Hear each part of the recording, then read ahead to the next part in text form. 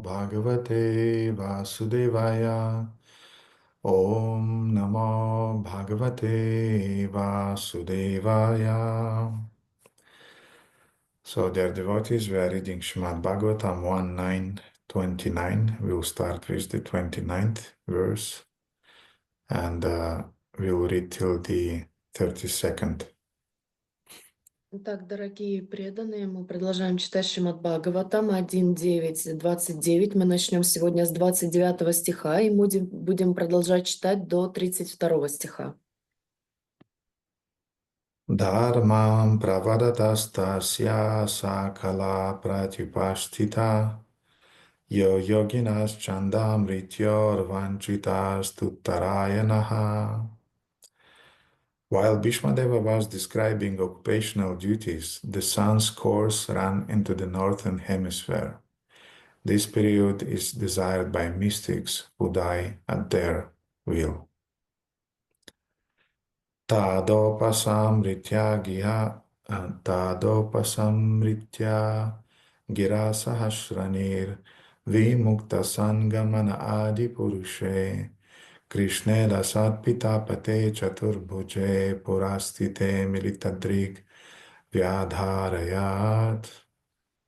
Thereupon that man who spoke on the different subjects with thousands of meanings and who fought on thousands of battlefields and protected thousands of men, stopped speaking, and being completely freed from all bondage, withdrew his mind from everything else and fixed his wide open eyes upon the original personality of God, Sri Krishna, who stood before him four-handed, dressed in yellow garments that glittered and shined. Vishuddhaya daranya hata subhas tad ikshya iva shugata yudashramaha nivritta sarvendriya vritti vribamas tushtava janya dvisrichan janardanam. By pure meditation, looking at Lord Shri Krishna, he at once was freed from all material inauspiciousness and was relieved of all bodily pains caused by the arrows, wounds. Thus, all the external activities of his senses at once stopped, and he prayed transcendently to the controller of all living beings while quitting his material body. Shri Bhishma Uvacha Iti Matir Upakalpita Vitrisna Bhagavati Sattvata Pungave Vibhumni Swasukam Upagate Kvachi Dvahartum Prakritim Upeshiyad Bhava Pravaha. Bhishmadeva said, "Let me now invest my thinking, feeling, and willing, which were so long engaged in different subjects and occupational duties, in the all-powerful Lord Shri Krishna. He is always self-satisfied, but sometimes being the leader of the devotees, he enjoys transcendental pleasure by descending to the material world, although from him only the material world is created." Purport by His Divine Grace A.C. Bhaktivedanta Swami Srila Prabhupada. Because Bhishmadeva was a statesman, the head of the Kuru dynasty, a great general and a leader of Kshatriyas, his mind was true over so many subjects, and his thinking, feeling, and willing were engaged in different matters. Now, in order to achieve pure devotional service, he wanted to invest all powers of thinking, feeling, and willing entirely in the Supreme Being, Lord Shri Krishna. He is described herein as the leader of the devotees and all-powerful. Although Lord Krishna is the original personality of Godhead, he himself descends to earth to bestow upon his pure devotees the boon of devotional service. He descends sometimes as Lord Krishna as he is, and sometimes as Lord Chaitanya. Both are leaders of the pure devotees. Pure devotees of the Lord have no desire other than service of the Lord, and therefore they are called Sattvata. The Lord is the chief among such Sattvatas. Bhishmadeva therefore had no other desires. Unless one is purified from all sorts of material desires, the Lord does not become one's leader. Desires cannot be wiped out but they have only to be purified. It is confirmed in Bhagavad Gita 10:10 by the Lord himself that he gives his instruction from within the heart of a pure devotee who is constantly engaged in the service of the Lord.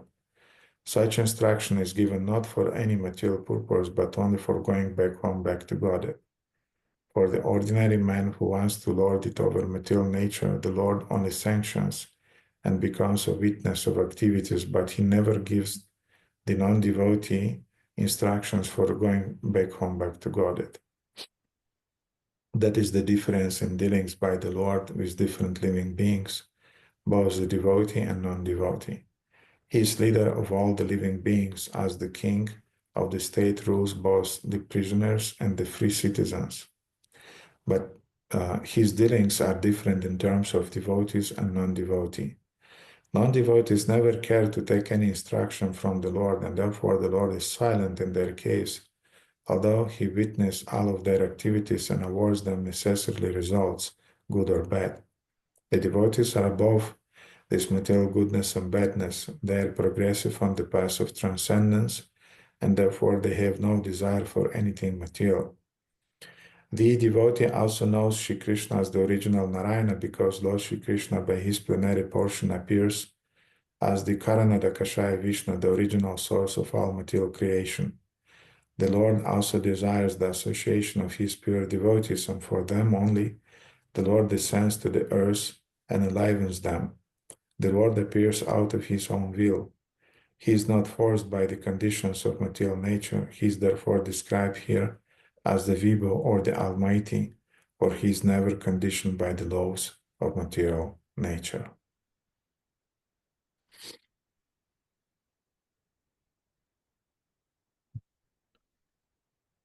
Om Jnana-timirandasya Jnananjana-shalakaya Chakshurum-militamina Tasmai Shri Gurve Namaha Shri Chaitanya Manobhishtam Sthapitam Yena Putale Swayam Rupa Kadamyam Dadati Svapadantikam Vanchakalpatarubhishcha Kripa Sindhubhyaiva Cha Patitanam Pavanibhyo Vaishnavibhyo Namo Namaha Jaya Shri Krishna Chaitanya Prabhu Nityananda Shri Advaita Gadadhara Srivasadi Gaura Bhakta Vrinda Hare Krishna, Krishna Krishna, Hare Hare, Hare Rama, Rama Rama, Hare Hare. Gurave Gaura Chandra Radhikaya Tadave Krishna Krishna Bhaktaya Tad Bhaktaya Namo Namaha. Hari Om Tat Sat. So in the 32nd verse that we read today, Bhishmadeva, he is starting to offer his famous devotional prayers to the Supreme Lord.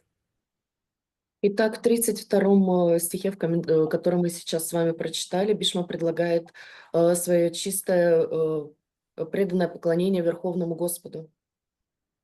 And Bhishmadeva is giving a very, very wonderful example to all of us. И Бхишма дает всем нам очень замечательный пример. Usually, devotees are supposed to cultivate Brahminical qualities. Обычно преданные должны в себе развивать, культивировать браманические качества.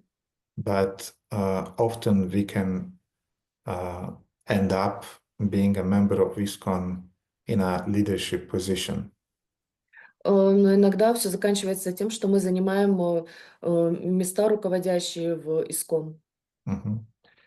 And those of you who managed something, they know how much of your mental energy and physical energy, psychic energy is directed towards managing those projects.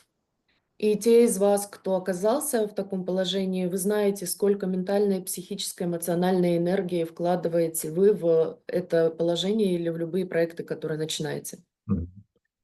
And if you spend 20-30 years in management in ISKCON, if you somehow survived and your subtle body remained healthy, you are really a great soul, a Mahajana. И если после 20-30 лет нахождения на такой руководящей должности менеджера в ИСККОН ваше психическое тело и ваше тонкое тело останутся интактными, нетронутыми, то вы на самом деле возвышенная душа Махаджана. Mhm. So Bhishmadeva also, he was a leader and he had to confront a lot of situations. И Бхишмадева, он также был лидером, и ему приходилось сталкиваться с различными ситуациями. And like the 30th verse is describing so beautifully, И как в 30 стихе описывается очень красиво, that he was the man who spoke on different subjects with thousands of meanings. Что он был человек, говоривший на тысячи разных тем и объяснявший тысячи различных смыслов. Mhm. And thousands of different subjects means in the material sphere and also in the spiritual sphere. И это означает тысячи различных смыслов как в материальной сфере, так и в духовной сфере. And again, when you are organizing or you are a part of the organizer's team, you have to discuss thousands of subjects that you're really not interested into. И когда вы являетесь руководителем или частью руководящей группы, то вы должны сталкиваться и обсуждать различные темы, и в некоторых из них вы даже можете быть лично совершенно не заинтересованы. But you have to do because this is the part of your prescribed duty, of your responsibility in the service of Guru and Krishna. Но вы должны эти темы обсуждать, и вы должны это делать, потому что это находится в описании ваших обязанностей, которые вы выполняете для Кришны и для Гуру. Then the verse is describing that Bhishma fought on thousands of battlefields and protected thousands of men. И далее говорится в стихе, что Бхишмадева, сражавшийся на тысячах полей сражений и защищавший тысячи людей.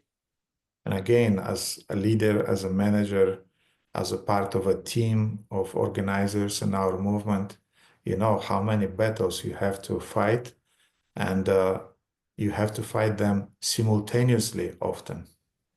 И, как вы знаете, в положении лидера-менеджера на определенной позиции мы должны сражаться на множестве полей, сражаться со множеством ситуаций, и вы должны это делать одновременно на всех фронтах. And some of those battles, they may continue for years. И некоторые такие битвы могут продолжаться годами. And of course, they are draining your energy. Конечно, они вас иссушают, вытягивают из вас всю энергию. And that's exactly what Bhishmadeva felt, that at the end of his life, I'm done. И это именно то, что почувствовал Бхишмадева в конце своей жизни, что все, я закончился, я больше не смог. And now let me concentrate on the substance, on the essential thing. Теперь позвольте мне сконцентрироваться на самой главной вещи, на сути. And in the 32nd verse, he's saying that let me now invest my thinking, feeling, and willing. И теперь в 32 стихе он говорит, пусть же все мои мысли, чувства и желания, Which were for so long engaged in different subjects and occupational duties, которые так долго были заняты самыми разными предметами, let my thinking, feeling, and willing now be directed towards Lord Krishna. и предписанными обязанностями, все они будут поглощены всемогущим Господом Шри Кришной. So now he wanted just to concentrate on his relationship, eternal relationship with the Lord. И теперь он хотел просто сконцентрироваться на своих вечных взаимоотношениях с Верховным Господом. Let us remember a little bit the subject that we discussed during our last classes. Давайте немного вспомним то, что мы обсуждали с вами на предыдущей лекции. The scene in which Bhishmadeva is offering his prayers is the scene where he was doing that in the presence of Maharaja Yudhishthira, Lord Shri Krishna, other Pandavas, and different sages, including Narada Muni. Где Бхишмадева предлагал свои молитвы и поклоны всем в присутствии Господа Шри Кришны, Махараджа Юдхиштиры, всех пандавов и святых мудрецов, таких как Нарада Муни. And why Yudhishthira and Krishna and others were present at his deathbed, it was because Lord Krishna directed Yudhishthira to go to Bhishmadeva and to listen from him. И как так случилось, что Кришна и Юдхиштира оказались на смертном одре Бхишмадевы, потому что Господь Кришна дал наставление Юдхиштире, чтобы тот пришел к Бхишмадеве и слушал его. And as we remember, Yudhishthira, he was overwhelmed with great anxiety. И, как вы помните, Юдхиштиру одолевала огромная депрессия. So he won the battle, his army won the battle, but he was still completely devastated. Итак, его армия одержала победу, но тем не менее он был совершенно расстроенный. The bodies of all the murdered soldiers were still burning. Тела умерших солдат все еще продолжали гореть. The acrid smoke of the funeral pyres were penetrating everywhere, everything. И тяжелый дым погребальных костров, он покрывал собой все и вся. And widows of many slaughtered heroes, they were weeping and crying. И все вдовы павших в битве героев, они все рыдали и плакали. And Yudhishthira was a great devotee. He felt compassion, and therefore he took it upon himself that I'm the cause of all of those sufferings of the widows, of the kids who remained without fathers, and of dead soldiers. И Юдхиштира, будучи чистым преданным, он почувствовал огромное сострадание, и он принял на себя ответственность и вину за все то, что случилось, за всех тех детей, которые стали сиротами, и за тех жен, которые остались вдовами. Everybody tried to console him, his brothers, his wife, sages, Daumya Muni, different sages. Nothing was working. И все старались его утешить, его братья, его жена, все святые Даумя Муни, все, кто пытался, но никто не смог этого сделать. Even Vyasadeva could not do it. Даже в Ясадеве это не удалось. So in that sense, Yudhishthira's state of mind was even worse than Arjuna's state of mind before the war of Kurukshetra. И таким образом умонастроение Юдхиштиры было еще хуже, чем у Арджуны перед тем, как началась битва на Курукшетре. It wasn't easy for Arjuna also in the beginning, right before the war of Kurukshetra. Но Арджуне тоже было нелегко в самом начале, перед тем, как началась битва на Курукшетре. When he saw all of his grandfathers, teachers, friends, even sons on the opposite side, it wasn't easy to take your weapon and to start fighting them. Потому что он увидел всех своих прадедов, друзей, даже сыновей, и он увидел их всех. Это было очень нелегко поднять оружие и сражаться против них. Mm-hmm. And beside the fact that he had to confront them, he also felt their enmity, and this was really painful. И помимо того, что он должен был с ними сражаться, в ближайшее время он почувствовал враждебность от них, и эта враждебность была самым больным, что могло случиться. We know how we feel when somebody is expressing some loving feelings towards us. Мы знаем, как мы себя чувствуем, когда кто-то выражает по отношению к нам любовные чувства. And we know how we are feeling when somebody is expressing some inimical feelings or envy towards us. И мы знаем также, как мы чувствуем себя, когда нам кто-то недоброжелателен или даже завистлив по отношению к нам. And this inimical meditation upon you is draining your energy like anything. И это враждебное умонастроение по отношению к тебе, направленное на тебя, оно тебя изнемождает, как ничто другое. So you, in a natural way, you just want to avoid it. И ты естественным образом просто хочешь этого избежать. Mm-hmm. So Arjuna, he entered a state of mind which is called Vishada. Итак, Арджуна вошел в состояние ума, которое называется вишада, Which means despair которое означает отчаяние or depression. или депрессия. Mm-hmm. And it's a kind of like adhyatmika pain felt very, very deep inside. Это как боль адьятмика, которая чувствуется глубоко-глубоко внутри. We know that there are different types of pains that we are feeling. Мы знаем, что существуют различные типы боли, которые мы чувствуем. Mhm. Adibhautika pain, adhyatmika pain, and adidaivika pain. Адхибаутика, адхидайвика и атмика– эти боли, которые мы чувствуем. Adidaivika are the pain that we are feeling after some natural disasters. Адхидайвика– это боль, которую мы ощущаем от естественных каких-то процессов катастроф. Mhm. Or the pain that is felt because of some unfortunate circumstances. Или боль от того, что происходят какие-то неблагополучные, неудачливые обстоятельства. Adibhautika means the pain that we are feeling from other living entities, Адхибаутика означает боль, которую мы чувствуем от других живых существ, especially neighbors. особенно от соседей.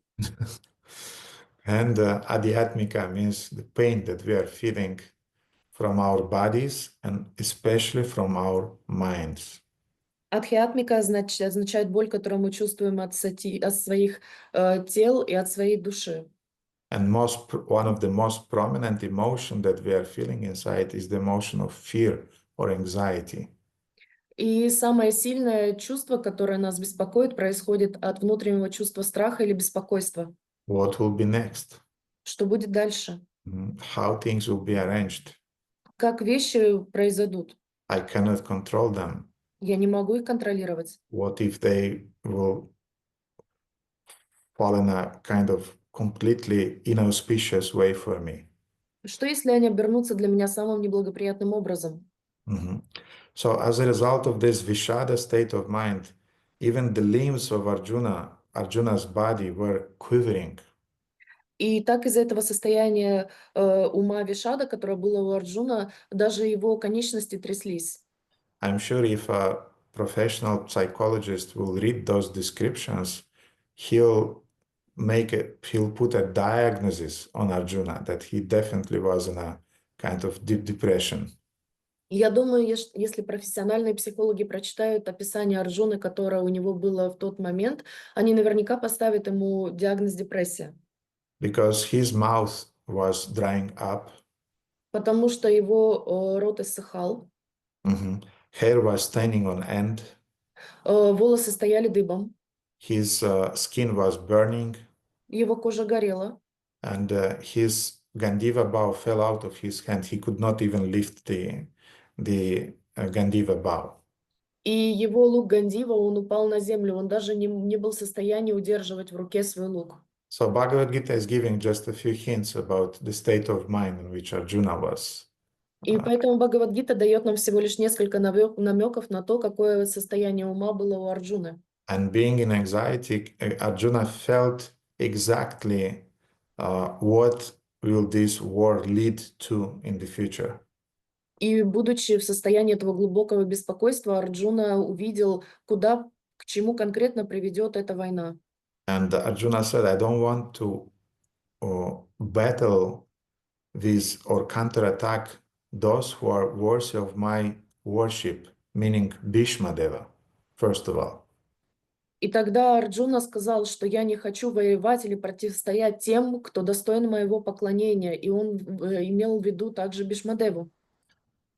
Maybe it will be better for me just to remain a beggar somewhere in the woods, in the forests, and I'll avoid the position in which I'll have to kill some great souls, Mahajanas.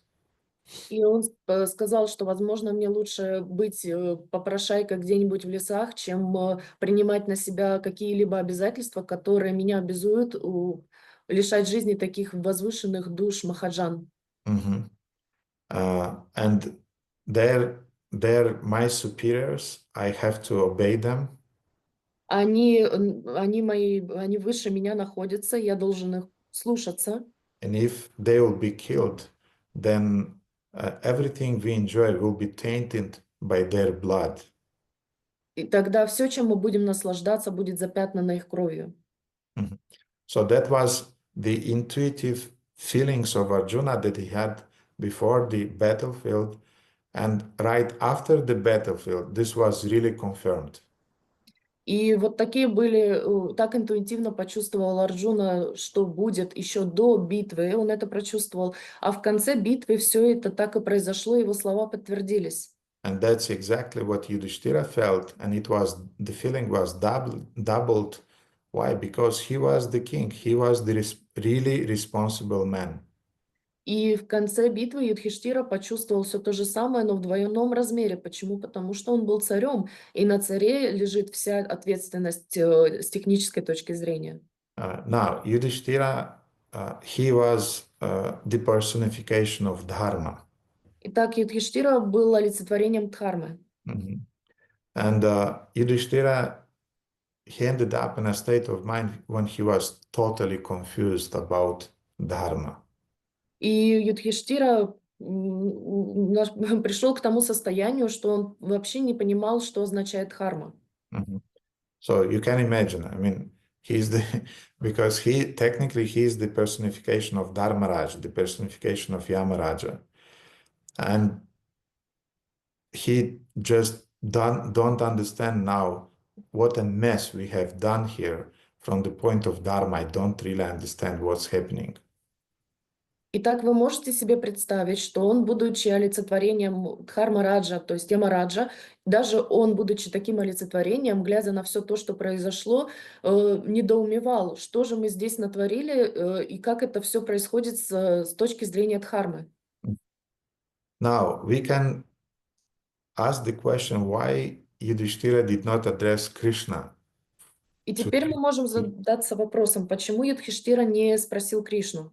Why he did not ask for Krishna's help, because Dharmam to Bhagavad Pranitam. No, yes, Dharmam to Sakshat Bhagavad Pranitam. Krishna is the source of dharmic laws, and Yudhishthira was completely aware about that. Потому что Кришна, он является источником всех законов Дхармы, и Юдхиштира был об этом осведомлен. And I am sure that Yudhishthira definitely have been asking Krishna, and he was revealing his doubts to Krishna. И я уверен, что Юдхиштира открывал свои сомнения, свое сердце Кришне, и тот знал о них. Mhm. But Krishna was very sensitive in this situation. Но Кришна был очень чувствителен в этой ситуации. He wanted to reveal the principles of Dharma to Yudhishthira via a person in whom Yudhishthira have more trust and more emotional affection. Но Кришна хотел открыть Юдхиштире истину о Дхарме через человека, к которому Юдхиштира был по-настоящему привязан и имел полную веру в него. Mhm. Because when you listen from somebody with whom you have an emotional bond, it's really entering deep into your heart. Потому что если вы слушаете кого-то, с кем у вас создана эмоциональная глубокая связь, то это проникает вам прямо в сердце. Mhm. So Krishna avoided to impart the knowledge about Dharma, about Bhagavad Gita to Yudhishthira. Итак, Кришна избегал открывать знания о Дхарме, о Бхагавад-гите Юдхиштире. And instead he took him to Bhishmadeva and arranged things in such a way that Bhishmadeva will reveal those principles to Yudhishthira.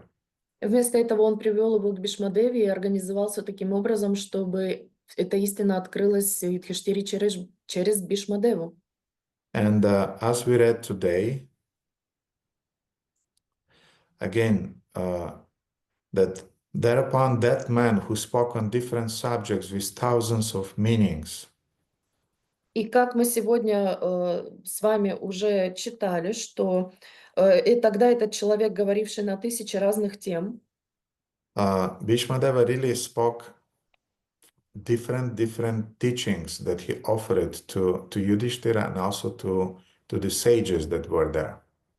и Бхишмадева действительно обсуждал много различных тем, которые он предлагал, и знания, которые он предлагал Юдхиштире и всем святым, которые находились там. One of the topics that he discussed with Yudhishthira was the topic of Vishnu Sahasranama. И одна из тем, которую он обсудил тогда с Юдхиштирой, была Вишну Сахасранама.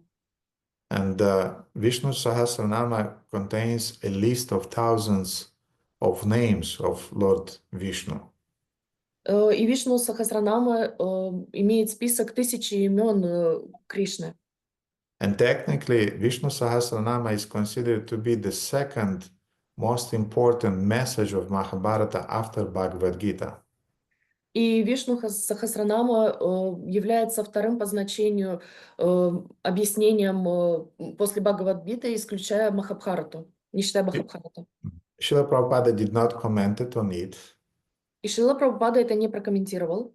but still, Vishnu Sahasranama is playing a crucial role in our four Vaishnava Sampradayas. Но, тем не менее, Вишну Сахасранама играет тоже также ключевую роль в наших 4 сампрадаях. Mhm. So it's a stotra or a long prayer contained of 1008 names of the Lord. Итак, это стотра или очень-очень-очень длинный текст, который содержит 1008 имен Господа. Mhm. And all of those names are describing different qualities of Krishna and different opulences of Krishna. И эти имена описывают различные качества Кришны и его различные благодетеля. And meditation on those names really connects you with the Supreme Lord. И медитация на эти имена Господа по-настоящему связывает вас с Ним. And later we will read some verses from Vishnu Sahasranama, but now I would like to introduce you to the origin, how this Vishnu Sahasranama stotra appeared. И мы с вами прочитаем несколько стихов из Вишну Сахасранама далее, но сейчас я хочу дать вам несколько идей по поводу того, как Вишну Сахасранама в принципе появилась.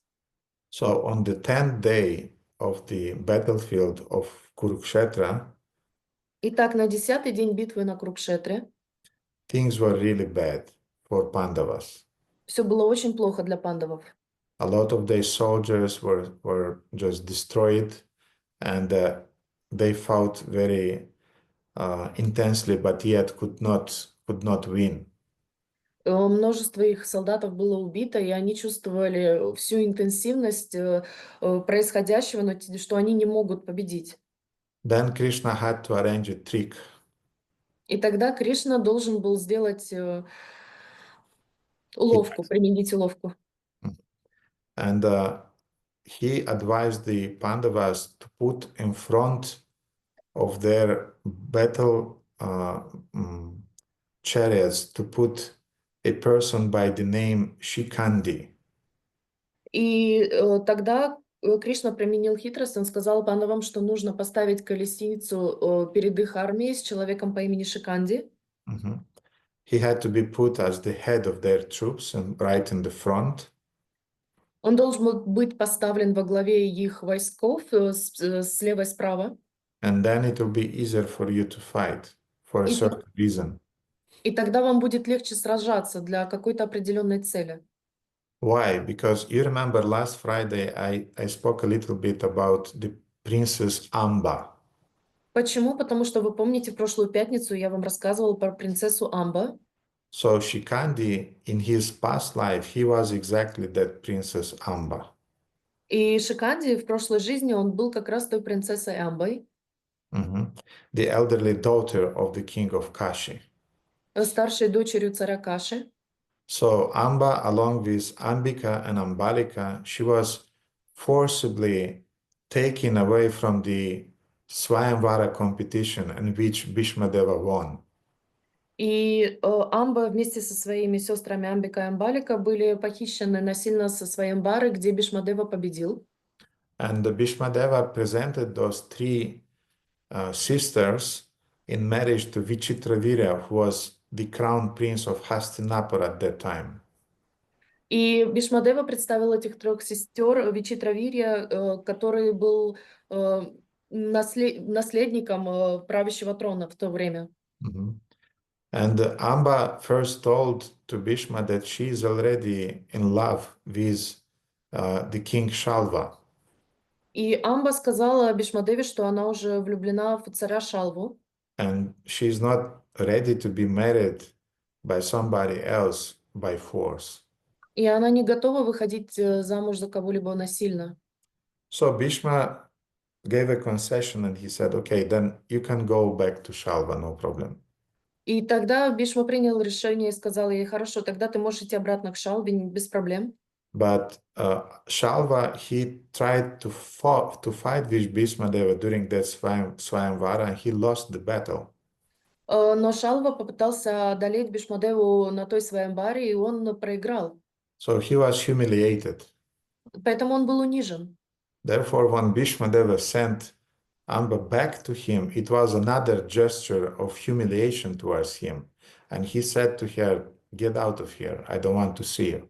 И поэтому, когда Бишмадева послал Амбу к нему обратно после того, как тот проиграл, это было повторным унижением для него. И поэтому, когда он ее увидел, он сказал: убирайся отсюда, я не хочу тебя видеть.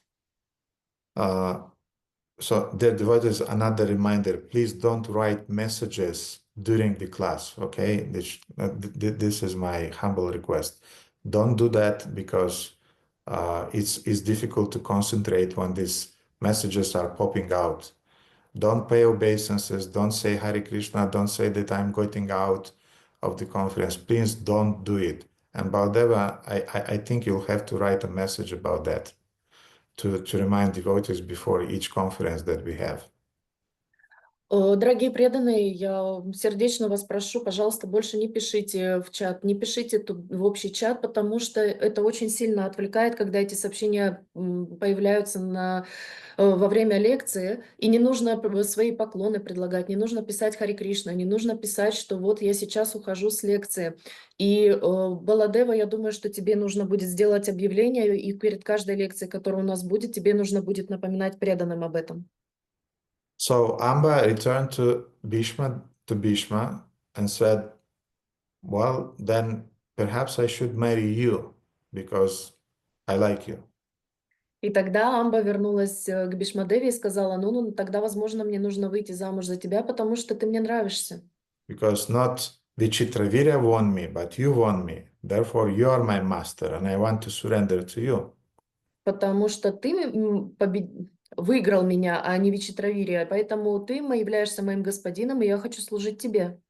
And as we know that Bhishmadeva was conditioned by his vows of brahmacharya, therefore he refused her.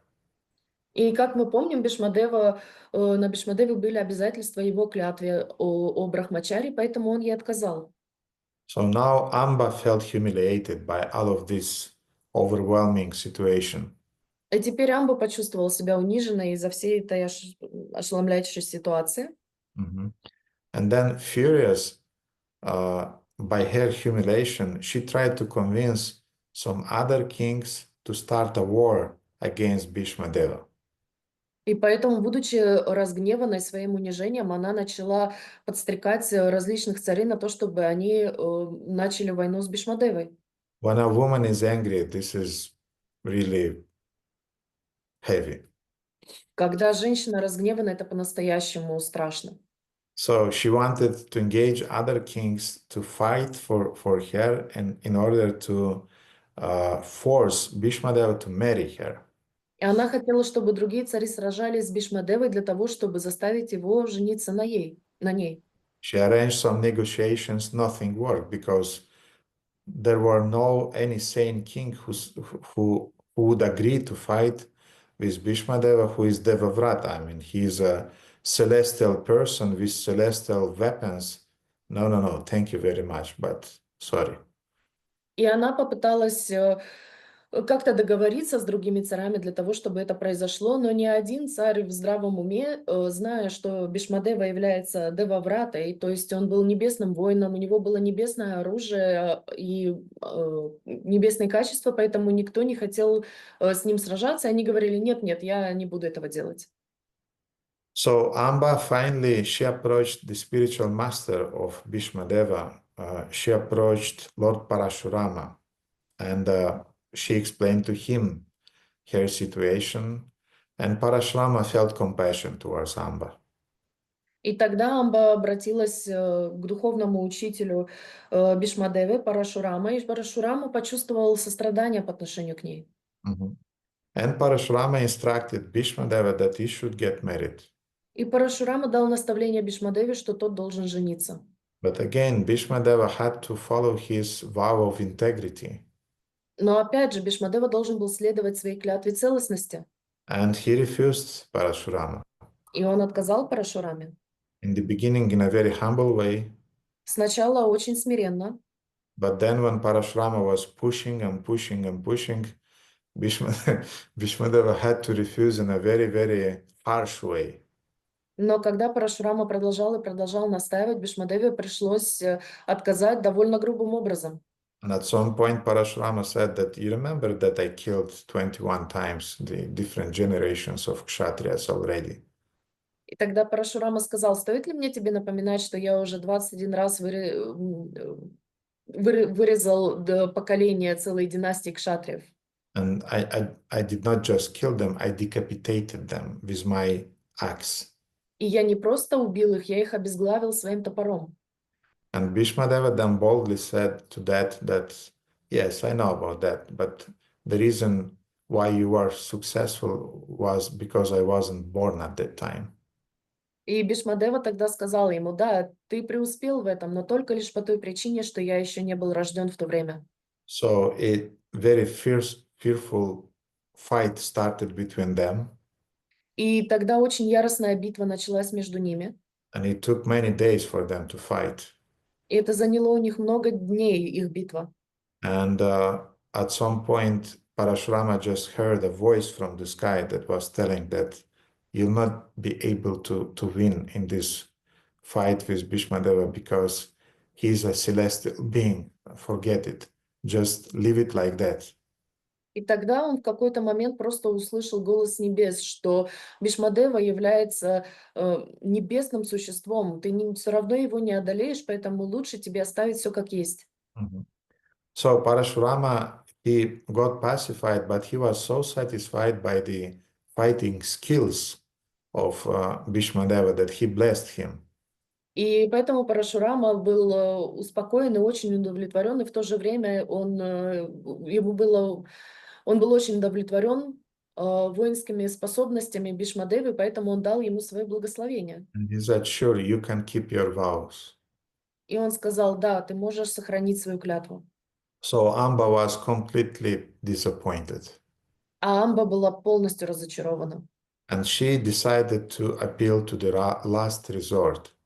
И она решила обратиться к последний шанс у нее был обратиться к кому-то.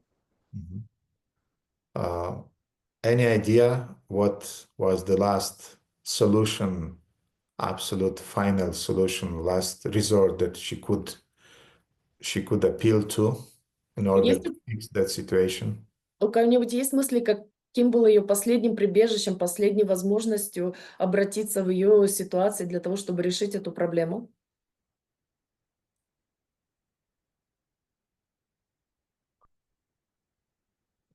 Okay, I see only Aruna Govinda. Then please, Aruna Govinda. Харе Кришна, возможно, Махадев? Probably Махадев. Yes, it is Mahadev, but how to say, it was done in a right way. Да, это был Махадев, но это было сделано правильным образом. You cannot just come to Lord Shiva and say, hey, Shivaji, I have a problem, please solve it. Вы не можете просто прийти и сказать: эй, Шиваджи, у меня проблема, помоги мне ее решить. Because that's often the mood of those who are worshipping Shiva or are worshipping Shakti, worshipping Durga Devi nowadays, that you just go to the temple, just offer some prayers, offer some puja, offer some flowers, some donations, and Mahadev, being Ashutosh, he will immediately satisfy all of your desires. Это на самом деле умонастроение, которое есть у тех, кто в современном мире поклоняется Махадеву и Шакти или Дурга Деви, когда просто приходят они в храм, люди, и какую-то пушпу предлагают, цветы, воду и так далее, и потому что Махадев является Ашутоши, немедленно удовлетворяет их желания, они на это рассчитывают. Karunrasa, you wanted to say something? Карунараса, ты что-то хотела сказать? Yes, I wanted to answer the question to complete actually. I remember that she made some austerities, that she, in the next life, she will be born as a man, and she will kill Bhishmadeva in that life. Yes. На самом деле это был не вопрос, я хотела сделать дополнение о том, что Амба сделала серьезные аскезы, серьезные тапасы, и она сказала, что она в следующей жизни родится мужчиной, который убьет Бхишмадеву. So the last resort, the last solution that Amba had was to perform tapasya, to perform austerities. Итак, последним прибежищем, последней надеждой у Амбы это было сделать тапас, совершить тапасию. With the intention to modify her karma С намерением изменить свою карму and to solve the situation in a way that Bhishmadeva will be killed. She wanted a revenge. и сделать все таким образом, устроить все так, чтобы Бхишмадева был убит, она хотела отомстить. Mhm. And that's how she started to perform a severe tapasya with the intention to satisfy Lord Shiva. И поэтому она начала делать очень серьезный тапасью для того, чтобы с намерением удовлетворить Шиву. So the word tapasya or tapas is coming from the Sanskrit root tap, which means heating, which means shine, to burn. Итак, слово тапасия или тапас основан на санскритском корне тап, означающего нагревать, светить или сжигать. Mhm. It also means to suffer Оно также означает страдать in a voluntary way добровольным образом and to mortify your body, undergoing penance in order to achieve some goals. и умерщвлять тело, подвергаться покаянию для того, чтобы достичь определенной цели. Mhm. In order to achieve an exact desired result. Для того, чтобы достичь определенного желаемого результата. So I've heard sometimes that if you want to achieve any success in any activities, И я слышал, что если вы хотите достигнуть любого успеха в любой деятельности, then beside the skills that you have to learn in that field of activities, поэтому помимо навыков, которые вы должны иметь в этом конкретном поле деятельности, you have to have two other elements, very important elements. вы должны иметь два других элемента очень важных. And first, amongst them is the blessings of superiors who are blessing you to achieve success in that endeavor. Первое — это благословение старших, которые будут благословлять вас в том действии, которое вы хотите начать. Mhm. And the second is you have to pay with severe austerities, with tapasya. И второе — это вы должны совершить серьезную аскезу или тапасию. You'll have to voluntarily undergo some inconveniences for your mind especially. И вы должны будете добровольно превзойти определенные препятствия, особенно для своего ума. And then, so this is called tapas. When you are ready to pay with tapasya, with austerity for your endeavor, then the success gradually is coming. И такова цена. То есть если вы готовы заплатить за свой успех тапасией или аскезой, тогда ваш успех будет гарантирован. And I want to say nowadays people, I mean, even devotees I can see that they just don't have in their character, they don't have this option. И я вижу, что в настоящее время даже у преданных у них просто нет этой черты в характере. The richer the country is, the less this quality is present. Дрича, да? Country is. Чем богаче страна, тем меньше этого качества, которое встречается. The poorer is the country from economical point of view, the more people are resilient and able to perform austerities. А чем страна более бедная, тем лучше у людей получается совершать аскезы и ограничивать себя в чем-либо. This is just statistics. I can see it. Это просто статистика, я это ясно вижу. And anyway, it's a long talk. I don't want to go into that, but you got the point. Но это долгая тема, я не хочу туда вникать, но вы поняли идею. People in Vedic culture, they knew this secret. If you want to achieve success, two things. get the blessings from the right people, right persons, and then do tapasya, do austerities, and you'll receive everything you want. И в ведической культуре, в ведические времена люди знали этих два секрета. Сначала получи благословение от вышестоящих или старших, а потом соверши аскезу или тапасию. Nowadays, young people, they want everything cheap and fast. А сейчас люди хотят, молодые, все очень дешево и быстро. I think it was a few weeks back when I spoke with Ruxandra during the Sunday program. Я помню, что несколько недель назад я разговаривала с Роксандрой на воскресной программе. And she's working in a big company, and sometimes she's hiring employees to her firm. Она работает в большой компании, и иногда она нанимает сотрудников для своей большой фирмы. And she exactly shared with me this observation that young people are coming, they wanted to be employed, but from the first day they want a very big salary, exaggeratedly big salary, and they don't have any skills at the same time. They don't have any skills, but we want a very, very big salary. И она поделилась со мной своим этим наблюдением, что когда приходят молодые люди в компанию, они хотят большую, непомерно большую зарплату, но у них при этом нет никаких нужных и необходимых навыков. And when you are telling them that, okay, you'll come to that, I mean, let's develop some skill, let's develop some experience in the field, and then you'll be promoted and you'll come to that salary, no problem. They're saying, no, I want instantly. I want just right from the first day. I'm not qualified, but I want this big salary. И тогда она пытается объяснить, давай тогда начнем с другой заработной платы, мы разовьем с тобой необходимые навыки и качества, и со временем твоя зарплата придет как раз к этому уровню в соответствии с твоей квалификацией. Но молодые люди, они не хотят этого, они говорят, нет, я сразу хочу с первого дня эту высокую зарплату. I want to be successful fast, right from the first day. Я хочу быть успешным прямо сейчас, начиная с первого дня. It doesn't work like that. Но это так не работает.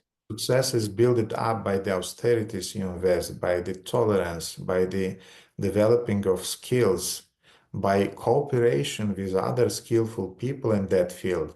That's how it's building, and finally it's coming. И все эти качества нужно культивировать и взращивать очень терпеливо, работая над собой, и также находясь в окружении людей, у которых есть эти качества и навыки, учась у них и перенимая их, и тогда со временем очень постепенно в тебе это появится и вырастет. It requires submissiveness, it requires humility, and all of those things, they're implied in the concept of austerity. И нужно быть смиренным, нужно уметь подчиняться, и эти качества, они как раз включаются в то, что мы называем аскетизмом. And austerity is generating success. И аскетизм, после аскетизма следует успех. So Amba, she worshipped Lord Shiva doing some severe austerities. И Амба, она начала очень серьезное поклонение Господу Шиве. And finally, Lord Shiva appeared before her. И, наконец-то, Господь Шива появился перед ней. And Amba said, I want Bhishmadeva to be killed. И Амба сказала, я хочу, чтобы Бхишмадева погиб. And Shiva then said that, I'm sorry, Amba, but you'll not be able to kill Bhishmadeva in this body of a woman. И тогда Шива сказала, извини, Амба, но в этом теле женщины ты не сможешь его убить. And even demigods cannot fight. Even Parashuram could not fight with Bhishmadeva and win the war. What to speak about you? Даже полубоги, даже Парашурама пытались сразиться с Бхишмадевой и не смогли его одолеть, не говоря уже о тебе. Now, Bhishmadeva was protected also by his vows of integrity and by his severe tapasyas, austerity. И помните, что Бхишмадева был защищен также своими клятвами и своей серьезной аскезой тапаси, которую он совершал. Because tapasya is generating an energy not only that is leading to success, but an energy that is preserving your success. Потому что тапасия ведет не только к успеху, который вы получаете, но она также поддерживает этот успех, чтобы он находился там. He's protecting you, in other words. Другими словами, вас защищают. So Lord Shiva told her that his tapasya merits is much bigger than your tapasya merits, so no chance. Другими словами, Шива сказал ей, что его заслуги тапаси намного более велики, чем твоей тапаси. But then Lord Shiva said, but yet you have a chance. Но тогда Господь Шива сказал, и все же у тебя есть шанс. You will take birth in your next life as Shikandi. And then in that body of a man, things will be arranged in such a way that Bhishmadeva will be killed because of you.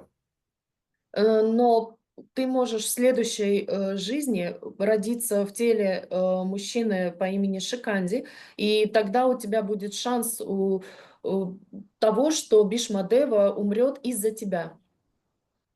So Amba was happy and satisfied. Тогда Амба была счастлива и удовлетворена. And in that mood, she committed suicide. И в этом настроении она совершила самоубийство. And she took birth as Shikandi. И она родилась Шиканди. And therefore, all the times during the battlefield of Kurukshetra, when Shikandi appeared here and there at the battlefield, Bhishmadeva was just avoiding him because he was telling him, I'm not fighting with a woman, leave me alone now. He was just avoiding her. И поэтому во время битвы, просто где бы ни появлялся Шиканди, то здесь, то там, Бхишмадева просто избегал его, говоря, что я не сражаюсь с женщиной, оставь меня, и просто избегал его. He was saying, I don't know, you're a man, you're a woman, who are you? I don't know, but I'm not fighting with you. Я не знаю, кто ты там, мужчина, женщина, мне не понять, но я с тобой сражаться не собираюсь. So anyway, after the 10th day, Krishna said, we have to put Shikandi in the front, and now Bhishmadeva will not avoid him. И на 10-й день Кришна сказал, что теперь мы должны поставить Шиканди впереди войска, и тогда Бхишмадева не сможет его избежать. So leading by Shikandi, all the Pandavas, the warriors on the side of Pandavas, they surrounded Bhishmadeva. И ведомые Шиканди, все воины пандавов окружили Бхишмадеву. They surrounded him in a tight ring. Они окружили его плотным кольцом. And they started to fire all the weapons that they had in their arsenal. И они начали стрелять из всех оружий, которые были у них в распоряжении. And I want to again repeat this point because it's important. И я еще хочу сказать эту мысль, потому что она очень важна. Bhishmadeva was the personification of integrity. Бхишмадева был олицетворением целостности. And he could use some divine heavenly weapons to counteract all those arrows that were shooting and piercing his body. И он мог использовать небесное оружие для того, чтобы противостоять всем тем стрелам, которые его осаждали. But he said, I'm not fighting with a woman, sorry. И проникали в его тело. Но он сказал, извините, я с женщинами не сражаюсь. And therefore he wasn't answering those shouts of arrows and showers of javelins and other weapons that were kind of like conducted under the guidance of Shikandi. И поэтому он не сопротивлялся, когда на его этому душу из стрелы, когда на него были обращены другие оружия, потому что он не противостоял им, которые направлялись Шиканди. Yes, and the second thing was that he had a special armor, not just armor made it from iron, but it was made by his austerities. It was an energetical armor made by his austerities, by his integrity, by his brahmacharya vow that he took for his life. И также у него были доспехи, но не обычные железные, а он был защищен энергетически своими клятвами, своей целостностью, своим обетом брахмачарии, которые также защищали его. that we know that brahmacharya is creating a special type of ojas, a special type of energy, vital energy that is keeping your prana inside of your body and giving you a lot of strength. Мы знаем, что брахмачарья, она создает определенный вид оджаса в вашем теле, определенную энергию, которая накапливается и сохраняет витальность, жизнеспособность вашего тела, вашей энергии. But the shower of arrows was so intense that Bhishmadeva finally, he just started slowly to fall from his battle car, Chariot. chariot. Yes, he started slowly to fall from his chariot. Но поток этих стрел был настолько интенсивным, что постепенно Бхишмадева начал падать со своей колесницы. And if you would count the arrows that pierced his body, mainly those were the arrows that achieved and penetrated him were the arrows of Arjuna, because other arrows could not pierce him.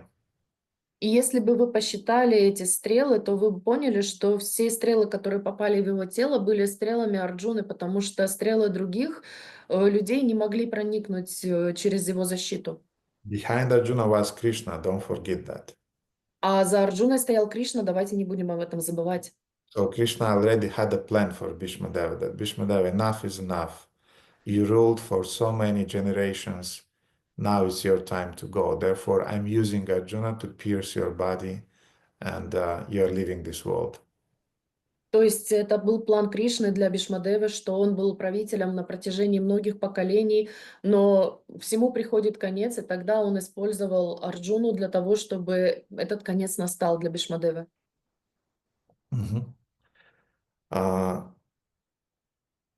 Now, when Bhishmadeva finally fell, he was pierced, and every centimeter of his body was pierced by arrows. When finally Bhishmadeva fell on the ground, И когда Бхишмадева падал на землю, каждый сантиметр его тела был пронизан стрелой, и так он падает на землю. and the whole battle just is stopping. All the soldiers that were fighting, even in different other parts of the battlefield, everybody stopped and everybody was shocked. И когда это произошло, все армии с обеих сторон, все просто замерли, все были шокированы. And a wave of despair and grief covered both parties. И волна отчаяния и горя накрыла обе стороны. You know, you are very, how to say, you are very courageous, no, not courageous, Brave. yeah, you are very brave before the battle starts, but when the battle is in the crescendo, you know, it becomes so ghastly and so disgusting for all the soldiers that everybody is realizing that this is really a carnage, a mess, and it is not worthy of it. Вы знаете, что вы можете быть очень храбрыми и кичиться перед битвой, но когда само действие происходит, то, что там творится, становится диким и омерзительным даже для тех, кто в этом участвует, и тогда люди осознают, что на самом деле это просто мясорубка и убийство, и им тоже становится не по себе от этого. So if you really want to understand what is war, don't listen to propaganda from any sides. И тогда они понимают, что это того не стоит. И это означает, что нам не нужно слушать пропаганду с обеих сторон. Because I remember my grandfather, he fought in the Second World War. И я помню своего прадеда, который погиб на Второй мировой войне. No, he fought, he was alive. Он сражался, он выжил. He had wounds and everything, medals. У него были раны, медали, все как полагается. And sometimes he was putting his medals, and we saw them, and we were respecting that. Иногда он надевал свои медали, и мы их видели, и мы выражали ему свое почтение. But all the time when we were asking about the war, because I remember he was showing me the wounds that he had on his knee. He was wounded by shot in his leg. Но каждый раз, когда мы спрашивали его про саму войну, я помню, как он показывал нам свои раны на колени. В него попало, его подстрелили в колено, и он показывал нам свои шрамы. So he was a kind of like, ask me anything else, but I'm not talking about the war, but because this is really disgusting. I mean, you cannot imagine what a mess is the war. И он все время говорил: спрашивайте меня о чем угодно, только не о войне. Вы даже не представляете, насколько омерзительно то, что происходит там. So the soldiers that fought in Soviet army and in the German army, both of them, when those who really fought in the war, when you're asking them of the war, they're saying, "Don't ask this. This is a mess. This is a carnage, and humanity should never come again to that stage." И когда вы спрашиваете тех, кто сражался, по-настоящему сражался во Второй мировой войне, с обеих сторон, из России, из Германии, любой тот, кто по-настоящему там сражался, они все вам скажут, что это совершенно дико, совершенно омерзительно, и что человечество не должно никогда снова прийти к тому моменту, который уже был тогда. So all the soldiers on both parties, they felt ghastly. They felt that this is disgusting. How this great soul could be pierced in this way and fall from his chariot. I mean, this is really a mess. Everybody understood that we have gone too far now. И когда это произошло, когда Бхишмадева, пораженный всеми этими стрелами, начал падать со своей колесницы, все замерли и поняли, что это просто отвратительно и мерзко, и они поняли, что что-то пошло не так, и мы уже зашли слишком далеко во всем этом. So now the Pandavas and also the Kauravas, everybody gathered around Bhishmadeva, who was lying on a bed of arrows. И поэтому и пандавы, и кауравы все собрались вокруг Бхишмадевы, который лежал на постели из стрел. Everybody was completely emotional, crying, because he was the, how to say, the pole star of their lives, an example of chivalry, an example of what a fighter means, and now he's lying half dead on a bed of arrows. И все вокруг, собравшиеся вокруг него, горевали и плакали, потому что он для многих из них был как полярная звезда указующая. Он являлся для них примером того, как жить и как сражаться. И теперь они должны были стоять и смотреть на его полуживое тело на ложе из стрел. And till the 10th day already so many great soldiers were slaughtered, killed, that again I want to say that now everybody understood that we have gone too far in this war. И уже за 10 дней столько великих воинов, великих душ пало, и их убили или умерщвили, что все в этот момент осознали, что все зашло слишком далеко. So everybody was bowing, was staying with the bowed heads. Nobody could say a word. И так все стояли со склоненными головами, никто не мог произнести ни слова. The Pandavas, Yudhishtiras, they were devastated. They were crying like anything because they were the external reason why he's now lying pierced by arrows. И Юдхиштира и Пандавы, они просто стояли там в глубоком горе и рыдали, потому что они, с внешней точки зрения, они являлись той причиной, по которой Бхишмадева был убит. But Bhishmada, when he saw, actually his head was falling like that because he had no energy to keep his head. И когда Бхишмадева там лежал, на самом деле его голова все время свисала, потому что у него не было даже сил для того, чтобы ее поднять и держать ровно. But still, when he saw Yudhishthira, Arjuna, and other Pandavas, he raised his head a little bit and he saw them and he smiled at them.